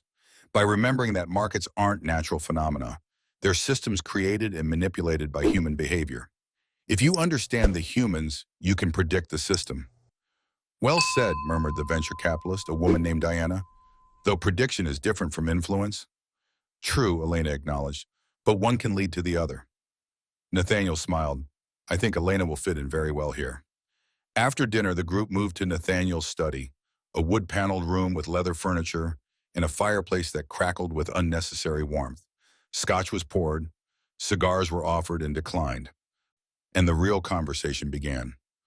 Elena, Nathaniel said, settling into a chair, you've reviewed the documentation I sent. Questions? Several. The returns are impressive, but the risk management protocols seem minimal. What happens when SEC or FINRA starts pattern matching your trades? That's what we pay our compliance lawyers for, Preston answered. Every trade is legally defensible in isolation. The pattern only becomes obvious if someone has access to all our portfolios simultaneously and knows what to look for. Which requires a level of investigation that doesn't happen unless there's already probable cause, added Diana. And we're very careful not to create probable cause. What about whistleblowers, disgruntled employees, or former clients? Nathaniel's smile turned cold. We have comprehensive NDAs, and we're very selective about who we bring into our confidence. Everyone in this room has as much to lose as I do if this operation is exposed. Mutual assured destruction is a powerful motivator for loyalty. And if someone breaks that loyalty anyway, then we have very good lawyers and very convincing documentation showing that any irregularities were the result of the rogue individual, not systemic firm policy. We've built this structure specifically to ensure that if someone falls, they fall alone. Translation: sacrificial lambs were already identified if needed. Elena nodded slowly. Smart, ruthless, but smart. That's the only way to operate at this level, Nathaniel said. Kindness is a luxury for people who can afford to lose. We can't. The conversation continued for another hour. Details about specific trades, strategies for upcoming opportunities, protocols for communication. Elena asked intelligent questions, contributed thoughtful observations, and played the role of eager collaborator perfectly. Finally, Nathaniel stood. I think we've covered the important details. Elena, are you ready to commit? 10 million over the next 12 months, with 5 million transferred within the next week? This was it. The moment she either committed to the fraud or walked away. If she committed, she'd have access to everything, trading platforms, communication systems, the full scope of the operation. She'd be able to build an airtight case, but she'd also be guilty of conspiracy. One phone call to the SEC would implicate her along with everyone else, unless she had protection.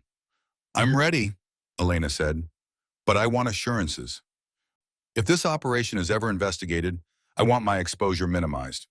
I want documentation showing I joined under false representations, that I was misled about the nature of the investments. Nathaniel laughed. Everyone wants a safety net. Unfortunately, that's not how this works. We're all in together, or you're out completely. Then I'm out. The room went silent. Several people exchanged glances. Excuse me? Nathaniel's voice was dangerously quiet. I appreciate the opportunity, but I'm not interested in unlimited criminal exposure without protection. I've worked too hard to build my wealth legitimately to risk everything on an operation where I'm equally liable as everyone else despite having no control. Preston leaned forward. You've seen confidential documentation. You've attended this dinner. You know the operation now. I know what you've told me. but I haven't transferred any money, haven't executed any trades, haven't participated in the conspiracy. Legally, I'm clean, and I'm going to stay that way. Nathaniel stood slowly. Elena, I like you. I think you're smart, capable, and exactly the kind of person we want in this circle, but you're right. You now know things that could harm us. That creates a problem. Are you threatening me? I'm stating reality. You have information that could destroy a $600 million operation and send everyone in this room to prison. We can't let you walk out of here with that knowledge and no stake in protecting it. Elena felt the room shift. She'd pushed too hard, revealed too much skepticism. These people weren't going to let her leave with what she knew. She'd miscalculated. Or had she? I recorded this entire conversation, she said calmly. Multiple people stood up simultaneously. Nathaniel's expression darkened. You did what? Every word since we sat down in this room, audio and video. She pulled out her phone. Cloud uploaded in real time to a secure server. If anything happens to me, anything at all, that recording goes to the SEC, FBI, and every major news outlet simultaneously. You're bluffing, Preston said. Am I? Check your phones. You'll notice cell signal in this room is actually quite strong, no jammer active. I made sure of that before we started. She'd actually disabled Nathaniel's cell signal jammer earlier while using the bathroom. The recording is real. The automated release is real. And if I don't check in every 24 hours with a specific code, everything goes public. Nathaniel's face had gone pale with rage. You came here to set us up. I came here to understand your operation. Now I do, and now we're going to have a different conversation about what happens next. The hell we are. That recording is inadmissible. Maybe, but it's enough to trigger investigations. Enough to make investors pull their offer money. Enough to destroy your IPO. Enough to ruin everyone in this room, even if no one goes to prison. Elena kept her voice level. Or we can make a deal. What kind of deal? Diana asked.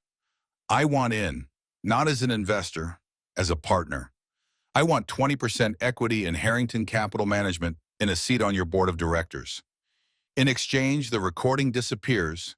I invest my $5 million as planned, and I help you make this operation even more profitable and secure. That's insane, Preston said. Equity dilution alone, is cheaper than prison, Elena interrupted, and I bring value. I've identified 3 weaknesses in your current structure that could trigger SEC investigation within the next 18 months. I can fix them. I can also expand your operation into international markets where U.S. regulatory oversight is weaker. Give me equity and authority, and I'll make every person in this room significantly richer while dramatically reducing legal exposure. Nathaniel stared at her with something between fury and grudging respect. You planned this from the beginning. I planned to invest. You're the one who threatened me when I tried to leave. I simply adapted to the situation. A long silence. Everyone looked at Nathaniel. Finally, he smiled, the same cold smile he'd worn before pushing Danica from the jet. You're absolutely right. I did threaten you because that's what powerful people do when their interests are challenged. But you know what? I respect someone who fights back. 20% equity is excessive, but I could see 10%. And a board seat with limited voting rights on strategic decisions. 15%, full voting rights. 12%, full voting rights. Final offer. Elena pretended to consider. Deal. But I want it in writing within 48 hours. Legal documents, properly filed. Until then, the recording stays active. Agreed, though I should mention if you ever try to use that recording against us, you'll be admitting to extortion and conspiracy. You're as exposed as we are now. I understand. Mutually assured destruction. Isn't that what you said earlier? She met his eyes. We're partners now, Nathaniel. For better or worse.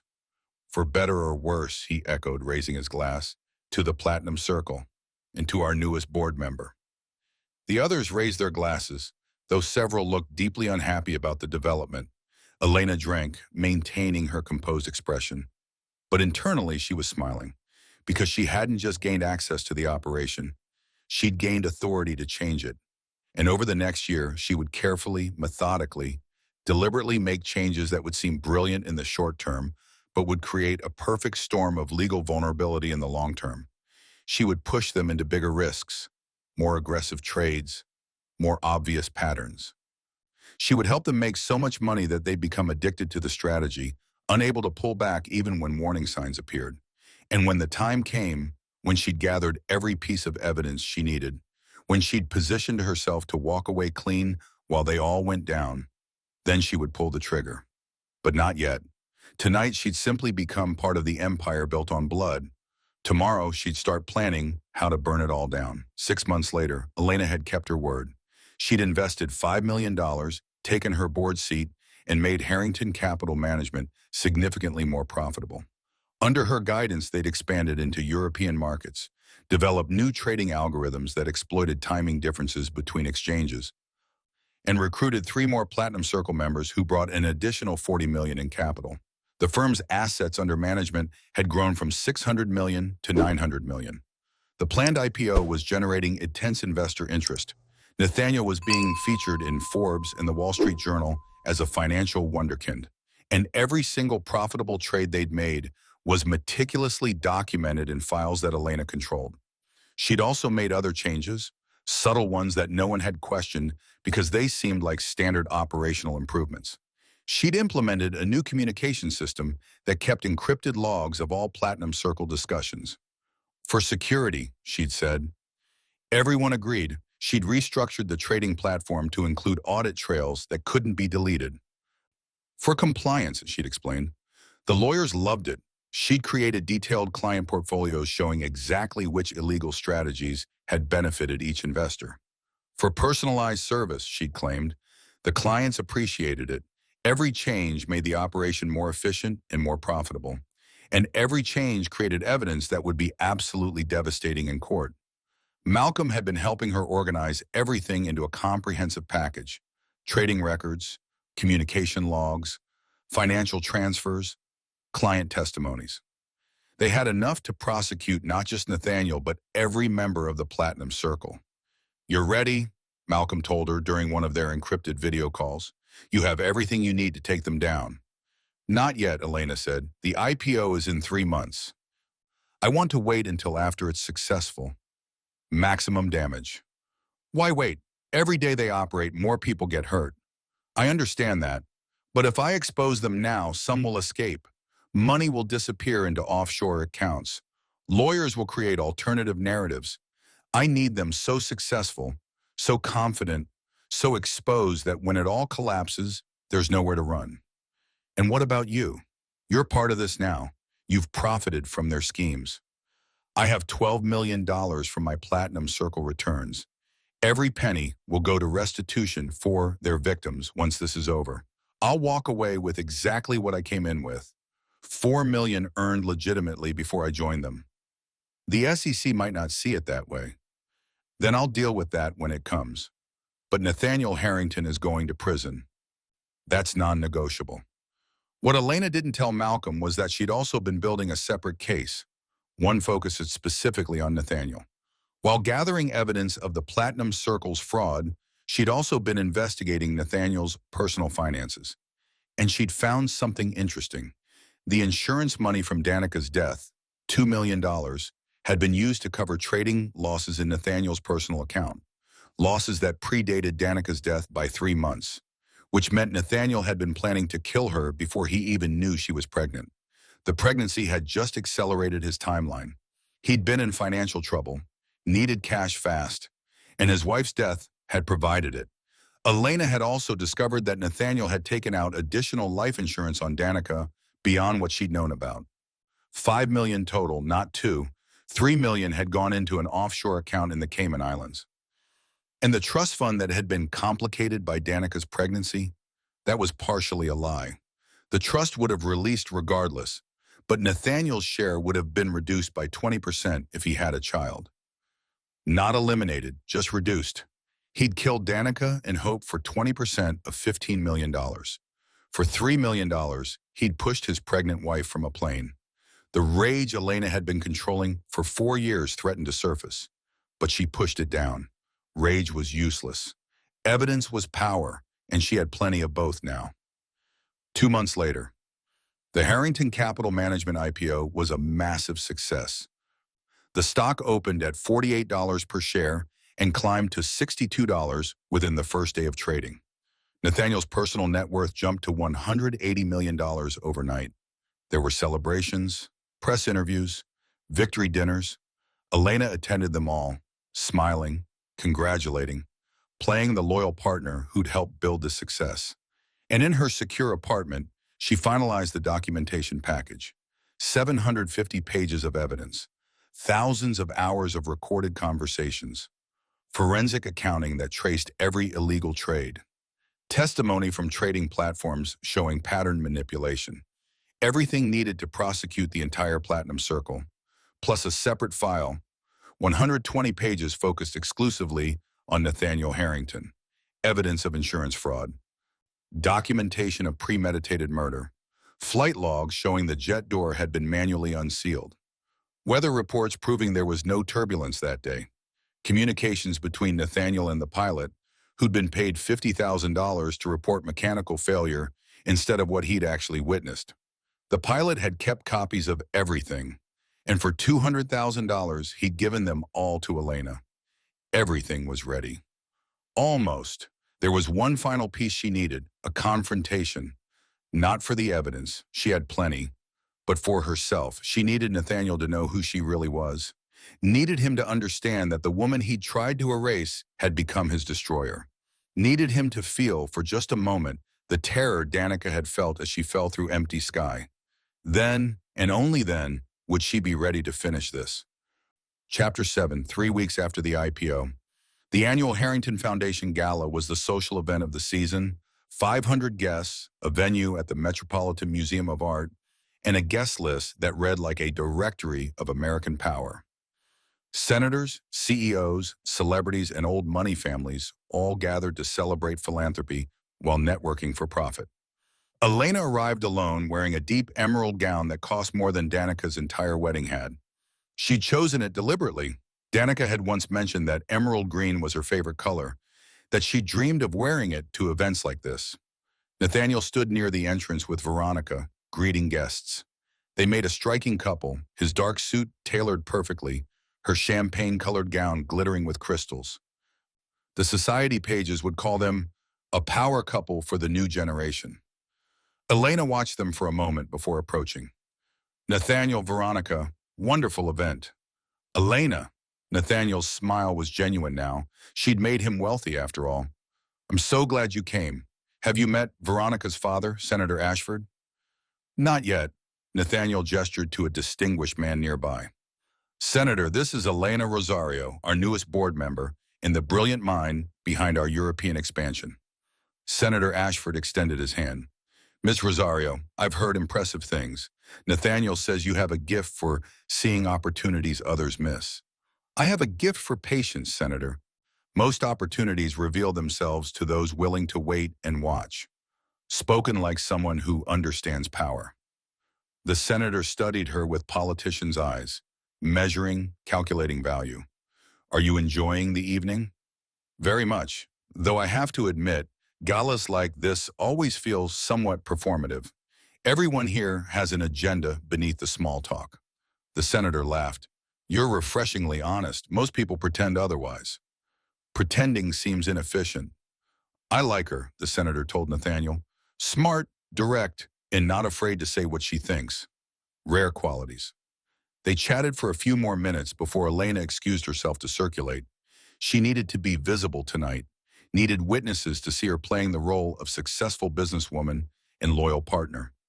Because tomorrow everything would change. Throughout the evening, Elena moved through the crowd with practiced ease.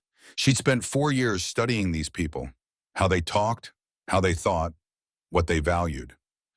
She could speak their language fluently now, but she wasn't one of them, would never be one of them, because she remembered what it felt like to be erased by people like this. Around 10 p.m., she found herself on a balcony overlooking the museum's sculpture garden. The party noise faded to a pleasant hum behind her. The night air was cool against her skin. Hiding from the crowd, she turned. Nathaniel had followed her outside. Just getting some air. It's warm in there. He joined her at the railing. I wanted to thank you for everything you've done for the firm, the IPO success, the European expansion. You've been invaluable. I did what was mutually beneficial. Still, I misjudged you at first. Thought you were just another investor.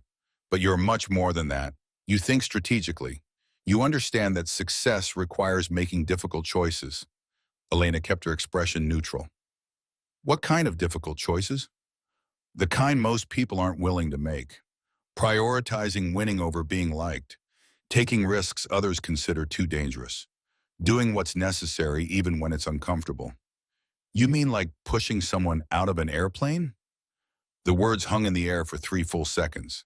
Nathaniel's expression didn't change, but something flickered in his eyes. What did you say? I said that success often requires pushing past resistance, pushing through barriers, pushing toward goals despite obstacles. Elena turned to face him fully. Isn't that what you meant? A longer pause. Nathaniel studied her with new intensity. Yes, that's exactly what I meant. But he'd heard what she actually said. She could see it in the way his shoulders had tensed, the way his hand had tightened on the railing. For just a moment, she'd cracked his certainty. I should get back inside, Elena said. Veronica is probably wondering where you are. Yes, of course. But Nathaniel didn't move. Elena, can I ask you something personal? You can ask. Have we met before? Before you came to my office last year, I mean. There's something familiar about you that I can't place. Elena's heart rate increased, but her voice remained steady. I don't think so. I would have remembered meeting someone as successful as you. Maybe you just remind me of someone. Perhaps. Someone I used to know. Someone who didn't work out. Elena smiled slightly. Well, I'm working out quite well for you, aren't I? The firm is thriving. Your net worth has tripled. I'd say this relationship is much more successful than whatever previous one you're thinking of. That's true. Nathaniel seemed to relax. I suppose some people are meant to stay in the past. Some people don't have a choice about staying there. Another flicker of something in his expression. But before he could respond, Veronica appeared at the balcony door. There you are. Nathaniel, they're about to start the auction. We need to... She noticed Elena. Oh, I'm sorry. Am I interrupting? Not at all, Elena said. We were just discussing the past. But as Nathaniel said, some things are better left there. Enjoy the auction. She walked past them, back into the gala, leaving Nathaniel standing on the balcony looking troubled. Good. Let him wonder. Let him question. Let him feel the first seeds of unease. Tomorrow would be so much more satisfying if he was already off balance. The next morning, Elena woke at 5 a.m., as she had every morning for 4 years. But today was different. Today was the day she'd been preparing for since the moment she'd opened her eyes in a Bahamian hospital and learned her daughter was dead. She made coffee, reviewed her documentation one final time, and sent a single encrypted message to Malcolm. It's time. His response came immediately. Are you certain? Absolutely. Then may God have mercy on them. Because you won't. At 9 a.m., Elena arrived at the offices of Harrington Capital Management. She greeted the receptionist normally, took the elevator to the executive floor, and walked into the conference room where the weekly board meeting was scheduled. Nathaniel was already there reviewing quarterly projections. He looked up when she entered. Elena, you're early. I wanted to discuss something before the others arrive. Of course. What's on your mind? Elena closed the conference room door and activated the privacy glass, a feature she'd had installed months ago for sensitive discussions. I've been thinking about our conversation last night, about people from the P. Nathaniel set down his tablet. Oh, you said I reminded you of someone who didn't work out. I'm curious, what happened to her? That's a rather personal question. Humor me. Nathaniel leaned back in his chair. If you must know, I was married before. My wife died in an accident about 4 years ago. She was pregnant at the time. It was tragic. How did she die? She fell from a helicopter. Mechanical failure. Wrong place, wrong time. How terrible. You must have been devastated. I was, though I've moved forward, built a new life. Veronica makes me very happy. I'm sure she does. Tell me, Nathaniel, do you ever think about your first wife? About what her life might have been like if she hadn't died? His expression cooled. Why are you asking me this? Because I think you do think about her. I think you wonder sometimes if the mechanical failure story holds up. If anyone will ever question the convenient timing of her death and your sudden wealth. Nathaniel stood slowly. Elena, I don't know what you're implying, but I'm not implying anything. I'm stating facts. You took out $5 million in life insurance on Danica Harrington. You were in financial trouble.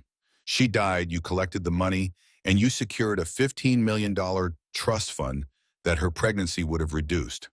Those are documented facts. How do you know about... He stopped, his face going pale. Who the hell are you? Elena stood as well, meeting his eyes. I'm the woman you pushed in out of a private jet 30,000 feet above the Atlantic Ocean. I'm the woman who survived, and I'm the woman who's going to destroy everything you've built. For a moment, Nathaniel couldn't speak. He stared at her like she was a ghost, which, in a way, she was.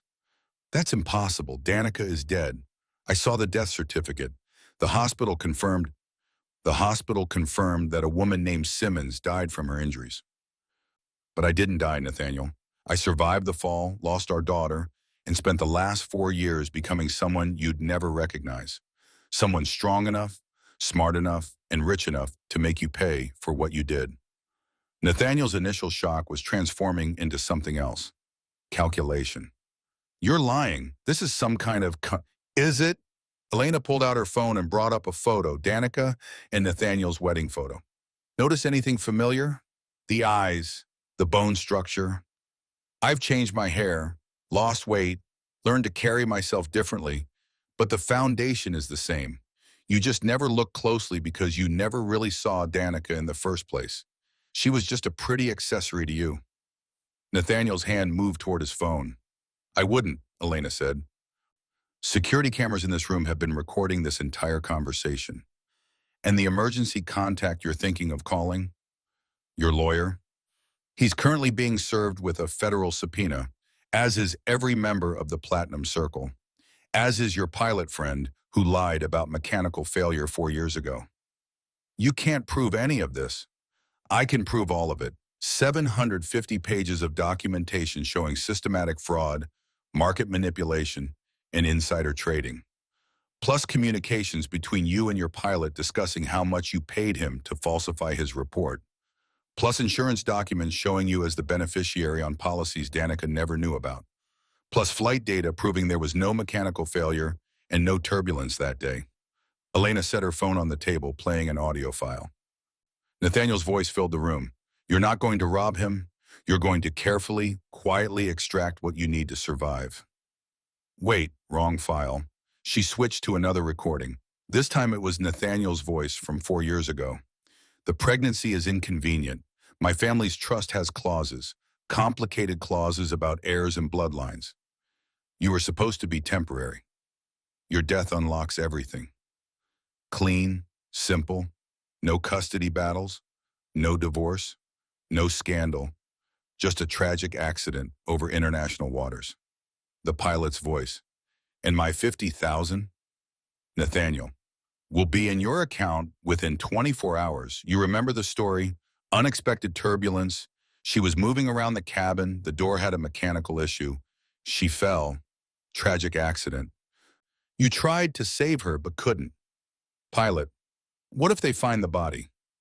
Nathaniel, they won't. The Atlantic is deep and sharks are efficient. Even if something washes up eventually, it'll be too degraded to show evidence of anything but drowning. The story holds. Nathaniel's face had gone gray. Where did you get that? Your pilot wasn't as loyal as you thought. He kept the original communication logs. Guilty conscience, maybe. Or maybe he just wanted insurance against you turning on him someday. Either way, I have everything. This is entrapment, extortion. You've been part of the Platinum Circle for a year. You're as guilty as anyone. Am I? Let's talk about that. Elena pulled up another document on her phone. This is my cooperation agreement with the SEC signed 6 months ago. In exchange for my testimony and documentation, I receive immunity from prosecution for any securities violations committed while gathering evidence. Every trade I made, every meeting I attended, every decision I participated in, all done under the supervision of federal investigators building a case against you. Nathaniel grabbed the edge of the table. You've been working with the feds this entire time. Not the entire time. Initially, I was just gathering evidence for a civil suit. But about 6 months ago, the SEC approached me based on anonymous tips they'd been receiving. Tips I'd been sending. They offered immunity for cooperation. I accepted. The others, Preston, Diana, the entire circle, are all being arrested as we speak. It's 9:47 a.m. Federal agents are executing search warrants at 12 locations simultaneously. Your office, your home, the homes of every Platinum Circle member. By 10 a.m., this story will be breaking on every financial news network. As if on cue, Nathaniel's phone started buzzing. Then the office phone. Then voices in the hallway, raised, panicked. Nathaniel looked at the door, then back at Elena. Why, big guy, if you were going to turn me in anyway, why the show? Why tell me who you really are? Because I needed you to know. Elena's voice was ice. I needed you to understand that the woman you tried to erase became the architect of your destruction. That you didn't push some weak, helpless girl from that plane. You pushed the woman who would spend 4 years systematically dismantling your entire life. Our daughter died because of you, and I wanted you to know her death created me, someone you should have feared from the beginning. Hope, Nathaniel whispered. You were going to name her Hope. Yes, and every morning for 4 years I woke up thinking about her, about what she would have been, about the life you stole from both of us. And every morning I used that pain to fuel one more day of building this case, one more day of learning your weaknesses, one more day of preparing for this moment. The conference room door burst open. Federal agents and windbreakers marked FBI and SEC flooded in. Nathaniel Harrington, one agent said, you're under arrest for securities fraud, wire fraud, conspiracy, insurance fraud, and attempted murder. You have the right to remain silent. As they read him his rights, Nathaniel's eyes never left Elena's face. I should have made sure, should have confirmed you were dead. Yes, Elena agreed. You should have. That was your first mistake. Underestimating the woman you married was your second, and thinking you could profit from murdering your child was your last. They cuffed him, started leading him away. At the door, he turned back. You won't get away with this. My lawyers are already being disbarred for their role in covering up your fraud. The evidence is airtight, Nathaniel. You're going to prison for the rest of your life. And every day you're there, I want you to remember, you created me. You pushed me from that plane thinking I'd die. Instead, you just gave me wings. They took him away. Elena stood alone in the conference room listening to chaos erupt throughout the building. Phones ringing, people shouting, the sound of boxes being carried out as agents seized evidence. Her phone buzzed. Malcolm. Is it done? It's done. How do you feel? Elena considered the question. She'd imagined this moment for 4 years. Thought she'd feel triumphant, victorious, complete. Instead, she felt empty, because hope was still gone. 4 years of planning and preparation hadn't brought her daughter back. Justice for Nathaniel didn't undo what he'd done, but it did mean he couldn't do it to anyone else. I feel like I kept my promise, Elena finally said. That's enough. That has to be enough. I know. An SEC agent appeared at the door. Ms. Rosario, we need you to come with us for your formal deposition. Of course. Elena gathered her things and followed the agent out. As she walked through the Harrington Capital Management offices for the last time, she saw it all being dismantled. The empire built on blood was bleeding out. Preston was being let out in handcuffs. Diana was arguing with agents while they boxed up her computer. Junior traders were being interviewed. Support staff were being questioned. The Platinum Circle was broken. And Danica Harrington, who died in the Atlantic Ocean 4 years ago, could finally rest. What remained was Elena Rosario, survivor, investor, an instrument of justice. She'd burned it all down. Now she had to figure out who she'd be in the ashes. Chapter 8, 6 months later. Federal Courthouse, Manhattan. The trial of Nathaniel Harrington had dominated the news cycle for months. Every detail of the fraud scheme was dissected by financial analysts. Every member of the Platinum Circle faced separate prosecutions. The entire investment industry was reeling from the revelation that one of its rising stars had been running criminal enterprise. But the fraud charges, as extensive as they were, weren't the main event. The attempted murder charge was what packed the courtroom every day. Elena sat in the witness gallery watching the prosecution build its case piece by methodical piece. She had already given her testimony. 3 days on the stand, walking the jury through everything from her marriage to Nathaniel to the moment he pushed her from the jet. The defense had tried to destroy her credibility, suggested she was a con artist who'd invented an elaborate story to profit from a legitimate businessman's success, claimed the woman on the stand couldn't possibly be Danica Harrington because Danica Harrington was dead. But the prosecution had forensic evidence, dental records, DNA comparisons, medical documentation of injuries consistent with a fall from 30,000 feet. The cargo ship crew who'd rescued her. Dr. Patterson from Nassau Medical Center, who testified about treating a woman with catastrophic injuries, who'd specifically mentioned being pushed by her husband. And most damning of all, the recording of Nathaniel's conversation with the pilot, planning the murder down to the smallest detail. The jury had listened to that recording in absolute silence. Several jurors had looked physically ill. Now, on day 43 of the trial, it was Nathaniel's turn to testify. His legal team had debated whether to put him on the stand. The evidence was overwhelming, but without his personal testimony, the jury would only hear the prosecution's narrative. They decided he needed to tell his side. It was a mistake. Nathaniel took the stand wearing an expensive but understated suit, his expression carefully arranged into humble contrition. His lead attorney, one of the few who hadn't been disbarred, began with softballs. "Mr. Harrington, how would you describe your marriage to Danica?" "Complicated. We loved each other, but we came from very different backgrounds. I think we were both trying to make it work, but there were challenges." "Did you want to harm your wife?" "Absolutely not. The idea is absurd. I was excited about becoming a father." "Then how do you explain the recording the prosecution has presented?" "I can't explain it because it's fabricated. Deepfake technology can create incredibly convincing audio of anyone saying anything. My voice was used without my consent to manufacture evidence." The prosecution had anticipated this defense.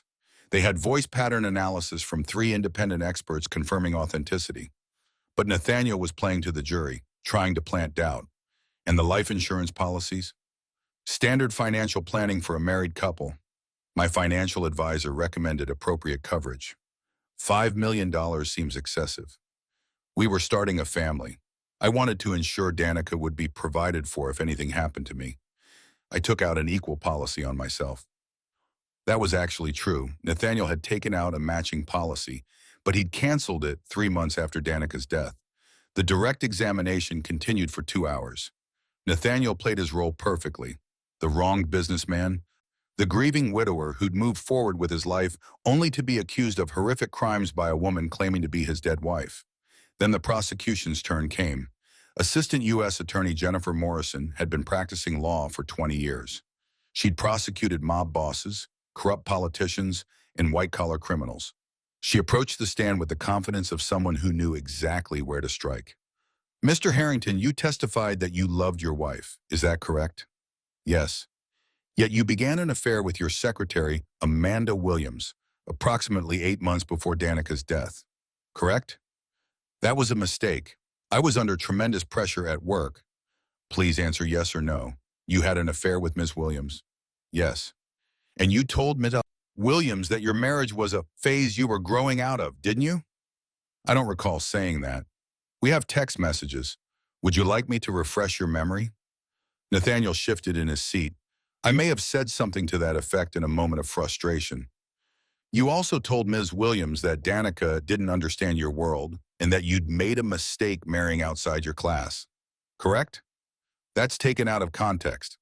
"Yes or no, Mr. Harrington?" "Yes, but..." "Thank you. Now let's discuss the trust fund. You testified that Danica's pregnancy didn't affect your inheritance. But that's not true, is it?" "It's complicated. The trust had various clauses. Clause 17 specifically states that if the primary beneficiary has a child outside of an approved family arrangement, their distribution is reduced by 20%. Correct?" Nathaniel's attorney stood. "Objection. The trust documents are privileged family financial information. Already ruled admissible, Your Honor, Morrison said. The judge nodded. Overruled. Answer the question, Mr. Harrington. Yes, there was such a clause. And 20% of $15 million is $3 million, correct? Yes. So Danica's pregnancy was going to cost you $3 million. I didn't think of it that way. You took out $5 million in life insurance on her 3 months before her death. You had trading losses in your personal account on totaling $1.8 million that needed to be covered. And you stood to lose $3 million from the trust fund because of her pregnancy. That's a combined financial pressure of almost $5 million, correct? The financial situation is more complex than yes or no. Yes, but that doesn't mean... Let's talk about the day of the flight. You chartered a private jet for what you told Danica was a romantic trip to announce the pregnancy to your family. Is that correct? Yes. But you never actually arranged for your family to be at the destination, did you? Nathaniel paused. Plans changed. Plans changed, I see. And you personally performed the pre-flight safety check on the cabin door, overriding the pilot's normal procedure. Why? I was being thorough. I wanted to ensure everything was safe. Or you wanted to ensure the door could be opened mid-flight. Objection. Speculation. Sustained. Morrison didn't miss a beat. The flight data recorder shows the cabin door was opened at 9:47 a.m. at an altitude of 30,000 feet while cruising over the Atlantic Ocean. The pilot's controls show no turbulence alerts. Weather data confirms clear skies. Yet you reported that Danica fell due to unexpected turbulence. How do you explain the discrepancy? The instruments must have malfunctioned. All of them?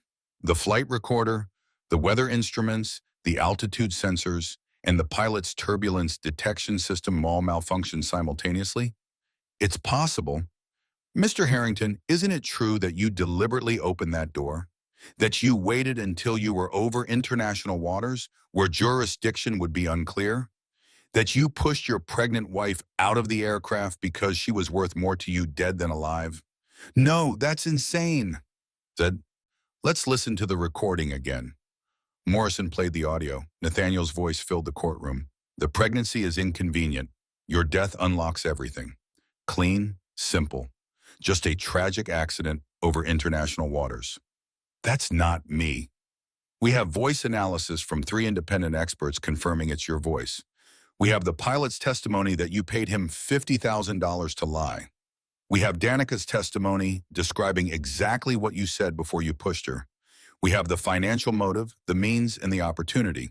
What we don't have, Mr. Harrington, is any believable alternative explanation from you. Nathaniel's composure cracked. She's lying. That woman is not Danica. My wife died 4 years ago. Forensic evidence proves otherwise. Dental records, DNA, medical documentation. Then she survived and came back to frame me.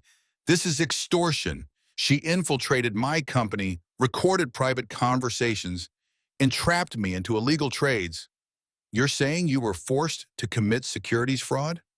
She manipulated the situation by investing her own money and following your instructions? She knew what she was doing. This was all part of her plan. Her plan to bring a murderer to justice? Yes, Mr. Harrington, that's exactly what it was. Morrison let that hang in the air for a moment before continuing. Let's talk about the baby. Hope, that's what Danica was going to name your daughter. Did you know that? Nathaniel's face went pale. We hadn't discussed names. Because you killed them both before you could have that conversation.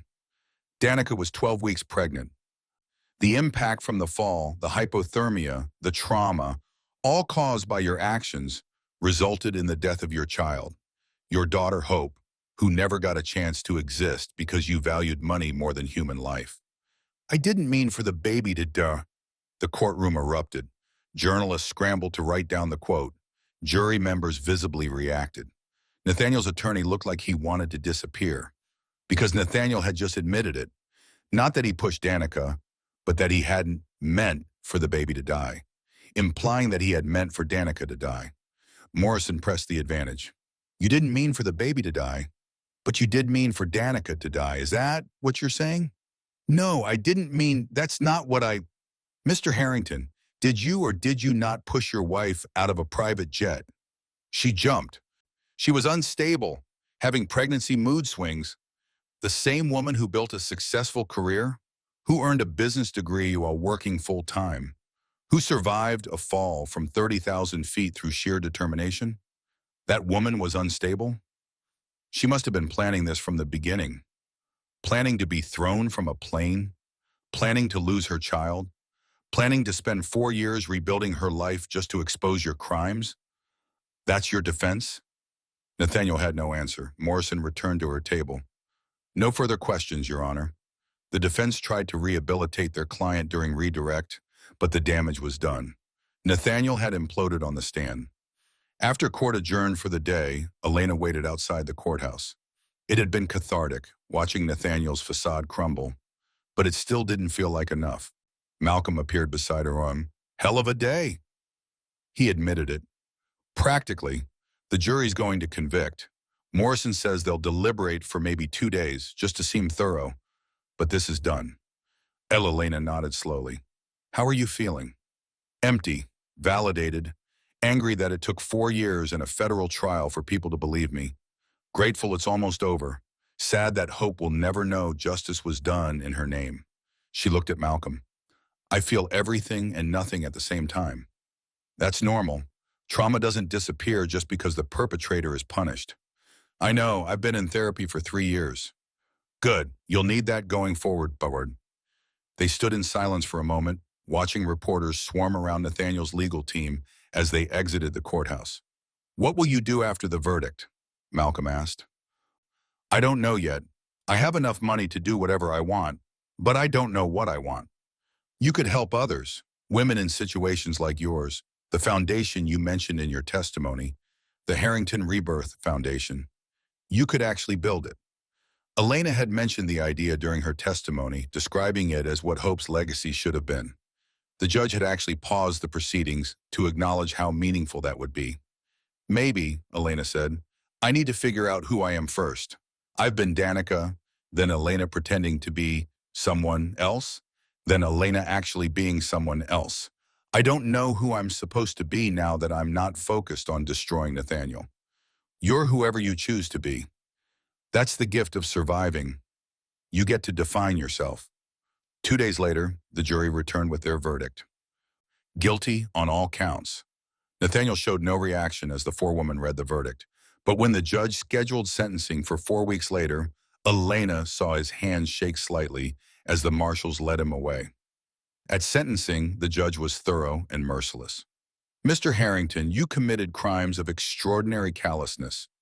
You murdered your wife for financial gain, or attempted to, as she miraculously survived. You killed your unborn child. You defrauded dozens of investors of millions of dollars. You corrupted the financial markets and betrayed every trust placed in you. The prosecution has recommended a sentence of life imprisonment without possibility of parole for the attempted murder, to run consecutively with 30 years for the fraud charges. I see no reason to deviate from that recommendation.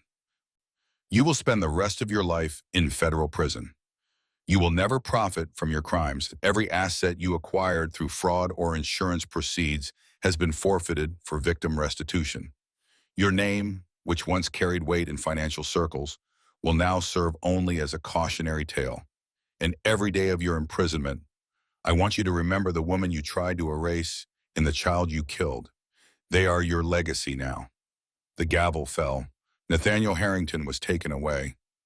Elena walked out of the courthouse into bright sunlight. Reporters swarmed, shouting questions. Ms. Harrington, how do you feel about the verdict? What will you do now? Have you forgiven your husband? She stopped, turned to face the cameras, spoke clearly and calmly. I survived what should have killed me. I rebuilt what should have broken me. I achieved justice that should have been impossible. I did it for myself, for Hope, and for every woman who's ever been told she's not strong enough, smart enough, or worthy enough to fight back. The answer to your question about forgiveness is no. I don't forgive Nathaniel Harrington. But I don't need to. Forgiveness is for the guilty to seek, not for survivors to grant. I am done with him. He will spend his life in a cage. I will spend mine free. That's justice enough. She walked away, leaving the reporters waiting behind her. Malcolm was waiting at the car. Good statement, he said, and it felt good to say it. What now? Elena looked up at the sky, clear and blue and infinite. Now I find out who I am when I'm not fighting anymore. And if you don't like who that is, then I'll become someone else. I've done it before. She got in the car, and for the first time in 4 years, Elena Rosario allowed herself to believe that maybe, just maybe, she could be more than the woman who survived. She could be the woman who lived. Chapter 9, 2 years later, the office space was bright and open, with floor-to-ceiling windows overlooking downtown Miami. A sign on the glass doors read, Harrington Rebirth Foundation, empowering women, transforming lives. Inside, Elena stood before a group of 15 women, each with their own story of survival. Domestic violence, financial abuse, coercive control. Some had escaped with their children. Others, like Elena, had lost everything before finding the strength to rebuild. The hardest part isn't the escape, Elena was saying. It's what comes after. When the adrenaline fades and you're left with trauma, fear, and uncertainty. When you have to figure out who you are outside of survival mode. A woman in the front row raised her hand. How long did it take you to feel normal again? Elena considered the question. I'm not sure I'll ever feel normal in the way I did before, but I've found a different kind of stability.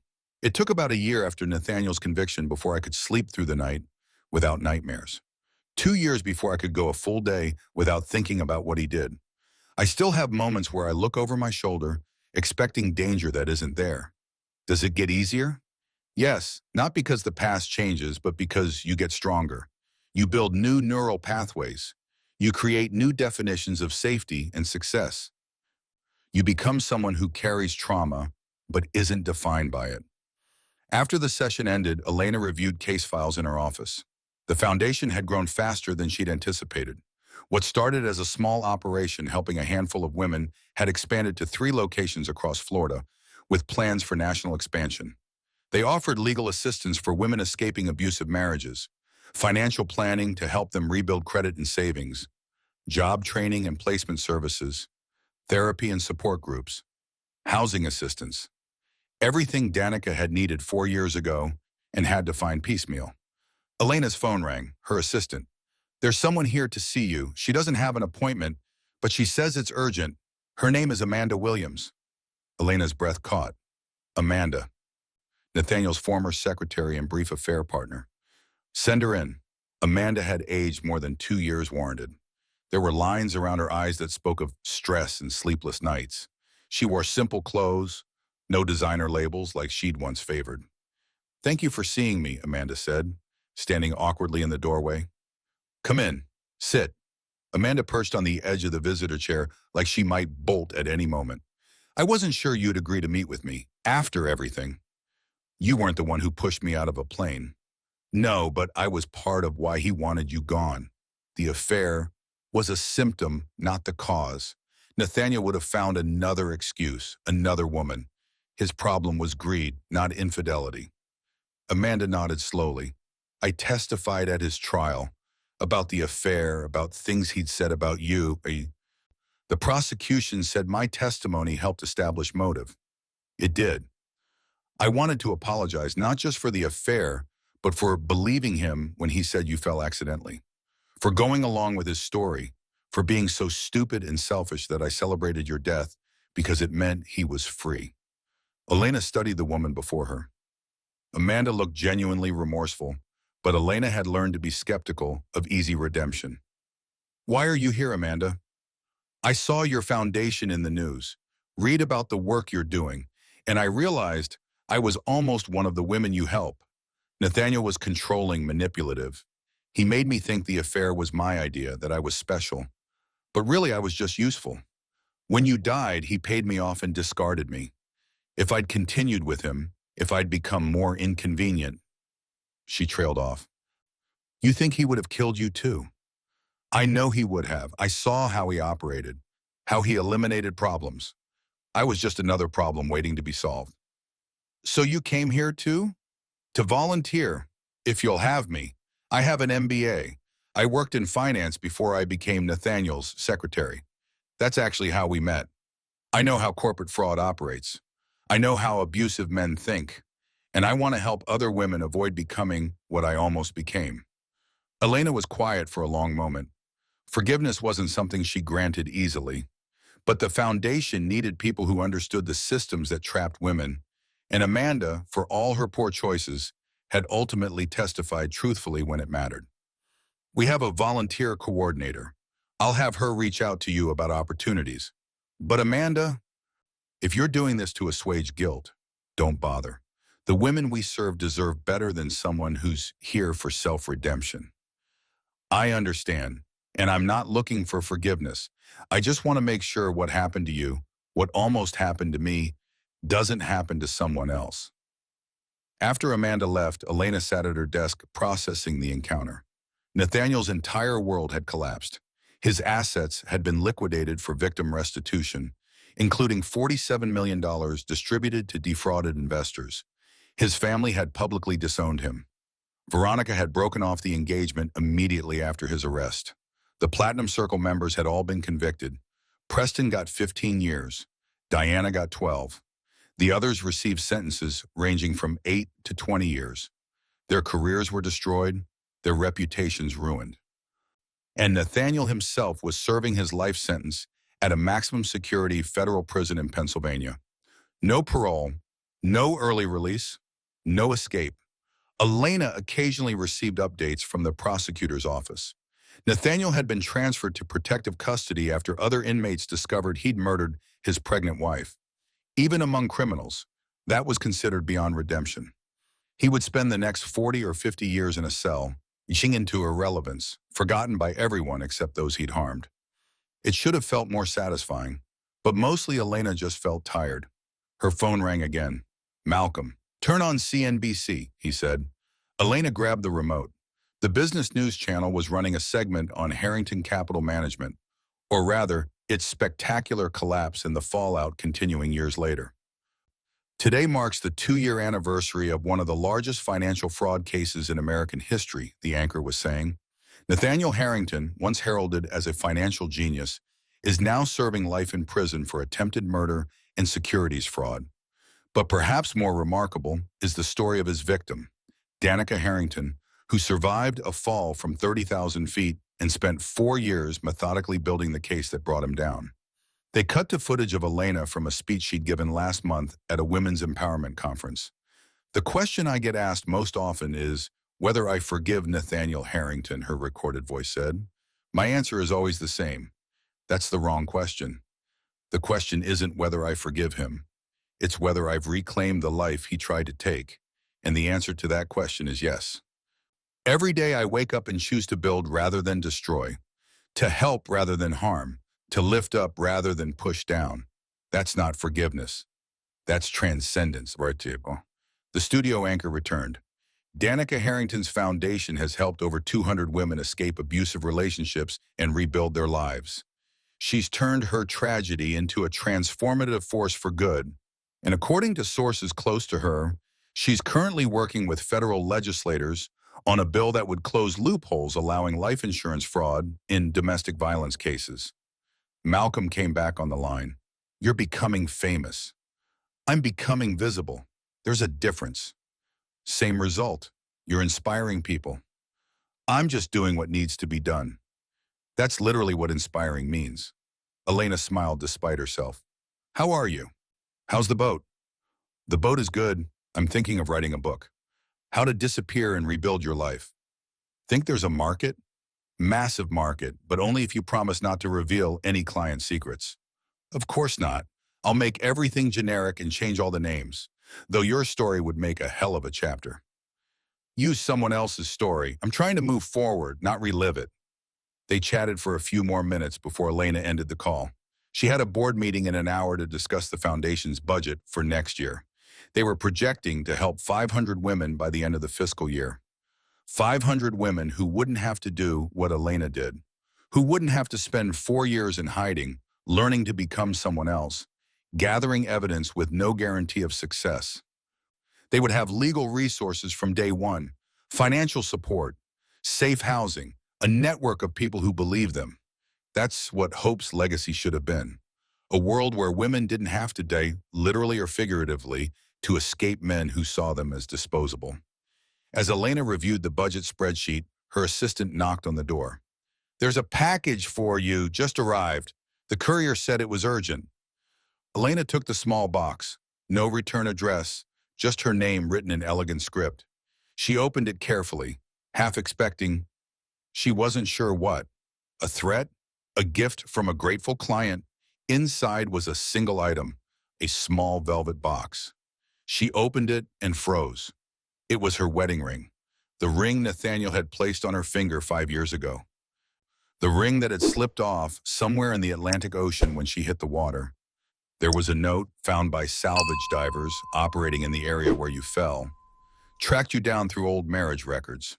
Thought you might want this back. Captain Martinez, Deep Sea Recovery. Elena stared at the ring. She hadn't worn it in 4 years, hadn't thought about it, had assumed it was lost forever. Now here it was, returned from the ocean like a message from her past self. Danica had worn this ring believing in love and forever. Had believed Nathaniel when he promised to cherish her. Had trusted him completely. That woman had died in the Atlantic, but she'd also created the woman Elena had become. Elena slipped the ring onto her right hand, not her ring finger, but her middle finger. A reminder, not a symbol of marriage. A reminder that she had survived the fall, that she had risen from the ocean, that she had transformed betrayal into power and loss into legacy. The woman thrown from the sky had become the woman who soared, and that, not revenge, not justice, not even Nathaniel's life sentence, was the true victory. 3 years later, final chapter, Elena stood at a podium in Washington, D.C., watching senators and representatives take their seats for the bill signing ceremony. The HOPE Act, as it had been named, closed loopholes in life insurance law that allowed beneficiaries to profit from murdering their spouses. It had taken 3 years of lobbying, testimony, and political maneuvering, but the bill had passed both houses with bipartisan support. Because everyone could agree, murder shouldn't be profitable. The president entered, and everyone stood. After brief remarks about the importance of protecting vulnerable Americans, she signed the bill into law. Cameras flashed. Elena smiled politely, accepted congratulations from legislators and advocates. But what she was really thinking about was Hope. Her daughter would have been 7 years old now, would have been starting second grade, would have been learning to read and do math and navigate friendships, would have been alive, if not for Nathaniel's greed. After the ceremony, Elena walked to a nearby park and sat on a bench overlooking the Potomac River. She pulled out her phone and opened a private photo album. Inside were pictures from Danica's life, her wedding day, her college graduation, childhood photos from Jamaica, and one ultrasound image, the only picture she'd ever have of Hope. She'd kept these hidden for years, afraid they would break her if she looked too long. Now she could look at them and feel something other than pain. She felt grateful for the life she'd lived as Danica, even knowing how it had ended. She felt proud of what she'd built as Elena, and she felt hopeful, the most dangerous emotion, the one she'd named her daughter after, that the future would be different from the past. Her phone buzzed, a text from Malcolm. Saw the ceremony on C-SPAN. Well done. Hope would be proud. Elena typed back, "Thank you for everything, for saving me when I needed saving, for teaching me how to fight back, for believing in me. You saved yourself. I just pointed the direction. Still, thank you." She put her phone away and sat for a while longer, watching the river flow past. Nathaniel was in prison. The foundation was thriving. The HOPE Act was law. She had won every victory she'd set out to win, and yet there was still an empty space where her daughter should have been. Still nights where she woke up gasping, reliving the fall. Still moments where she looked at couples walking together and felt the ghost of what she thought she had with Nathaniel. Trauma didn't disappear just because you got justice, but it did get smaller. It did become something you carried rather than something that carried you. And sometimes, on good days, it even became something that gave you strength rather than stole it. Today was a good day. Elena stood, straightened her jacket, and walked back toward her car. Tomorrow, she had a meeting with potential donors who wanted to expand the foundation into international markets. Next week, she was keynoting a conference on financial empowerment for domestic violence survivors. Next month, she was testifying before Congress again on related legislation. The work continued, the fight continued, but she was no longer fighting to survive. She was fighting to help others thrive, and that made all the difference. As she drove back to her hotel, Elena thought about the last thing Nathaniel had said to her before the marshals took him away after sentencing. "You won. Are you happy now?" She hadn't answered then, but if she could answer now, she would say, "Happy isn't the right word. Healed isn't either. But I'm here. I'm alive. I'm making a difference. And you? You're exactly where you belong." So yes, Nathaniel, I won. Not because you lost, but because I became someone you could never break. That evening, alone in her hotel room, Elena opened her laptop and started writing. Not a memoir. She wasn't ready for that yet, but a letter. "Dear Hope, you never got to be born, never got to live, never got to know how much you were wanted, but you changed the world anyway. Your death gave birth to a foundation that's helped thousands of women. Your name inspired a law that will save lives for generations. Your existence, however brief, reminded me what's worth fighting for. I'm sorry I couldn't protect you. Sorry your father valued money more than life. Sorry you'll never know the woman your mother became. But I promise you this, I will live enough for both of us. I will love enough for both of us. I will fight enough for both of us. And every woman we save, every life we rebuild, every victory we win, that's your legacy. That's you, living through me and through them. So you're not gone, sweet girl. You're everywhere." Love, Mama Elena saved the letter in a private folder she'd never share. Then she closed her laptop, turned off the lights, and went to sleep. Tomorrow would bring new challenges, new women to help, new battles to fight. But tonight, for the first time in 7 years, Danica Harrington, Elena Rosario, whoever she truly was, slept peacefully. Because the woman pushed from the sky had finally learned to fly. And that was the greatest revenge of all. 10 years later, the documentary was titled From Free Fall to Flight, the Danica Harrington story. It had premiered at Sundance and was now streaming globally, telling the full story of betrayal, survival, and transformation. Elena had cooperated with the filmmakers, given interviews, provided access to evidence and recordings. She'd even allowed them to film at the foundation and interview women she'd helped. But she'd insisted on one thing: the focus couldn't be on Nathaniel. "This isn't a story about a man who committed crimes," she told the director. "It's a story about a woman who refused to let those crimes define her ending. Keep the focus where it belongs." They had. The film spent minimal time on Nathaniel himself. He was a footnote in someone else's triumph, exactly as he deserved to be. Instead, it focused on the women Elena had helped, on the legislation she championed, on the foundation that now operated in 12 states and had helped over 5,000 women rebuild their lives, on Hope's legacy, which had grown far beyond one woman's grief into a movement. Elena watched the premiere from her home in Miami, no longer the penthouse she'd bought as Elena Rosario, but a more modest house near the ocean. She'd discovered she didn't need luxury to feel successful. She needed purpose. Her phone was flooded with messages. Congratulations from colleagues. Gratitude from women the foundation had helped. Interviewer requests from media outlets. She ignored most of them, because tomorrow was a special day. The cemetery was quiet, shaded by palm trees swaying in the breeze. Elena walked to a small memorial stone she'd placed years ago. It didn't mark a grave. Hope had never been buried, had never existed long enough for that, but it marked her memory. Hope Harrington, loved before birth. Remembered forever, your mother rose so you could fly. Elena knelt and placed fresh flowers, baby's breath and white roses. "I made it 10 years, baby girl," she said softly. 10 years since your father was sentenced. 10 years of building something good from something terrible." She sat cross-legged on the grass. "I met someone. His name is John.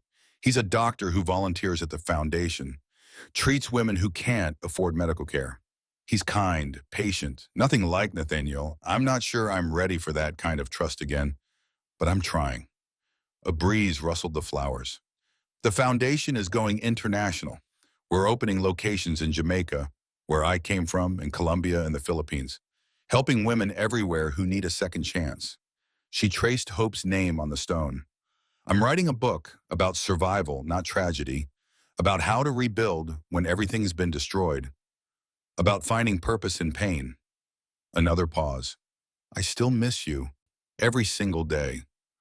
I wonder what you would have looked like, who you would have become, what we would have taught each other. The sun was setting now, painting the sky in shades of orange and pink. But I've learned that love doesn't end just because life does. You're still with me, sweet girl, in every woman we save, in every law we pass, in every moment I choose to fight instead of surrender. Elena stood, brushed grass from her jeans. Your mama's doing okay, Hope, more than okay. Your mama's flying. She touched the stone one last time, and she's taking a whole lot of other women up with her. As Elena walked back to her car, she didn't look back, because she'd learned something important over the past decade. The past shapes you, but it doesn't define you. What defines you is what you build from the wreckage. And Danica Harrington, Elena Rosario, whoever she truly was beneath all the names and all the trauma, had built something extraordinary. Not despite what happened to her, but because of it. The woman thrown from the sky had become the woman who taught others to soar. And in the end, that was the only story that mattered. Danica's story proves that sometimes the worst moments in our lives become the catalyst for our greatest transformations. If this story moved you, inspired you, or made you believe that survival is possible, even in impossible circumstances, then you're exactly the kind of person this community needs. Hit that subscribe button right now. Turn on notifications so you never miss another story. And here's something important. Comment, subscribe so I can personally thank as many of you as possible. And listen, Danica's story doesn't end here. There are more incredible stories of survival, transformation, and justice waiting for you. That next video on your screen? Click it. I promise it'll be worth your time. Remember, the falls don't kill us. They teach us to fly in. I'll see you in the next one.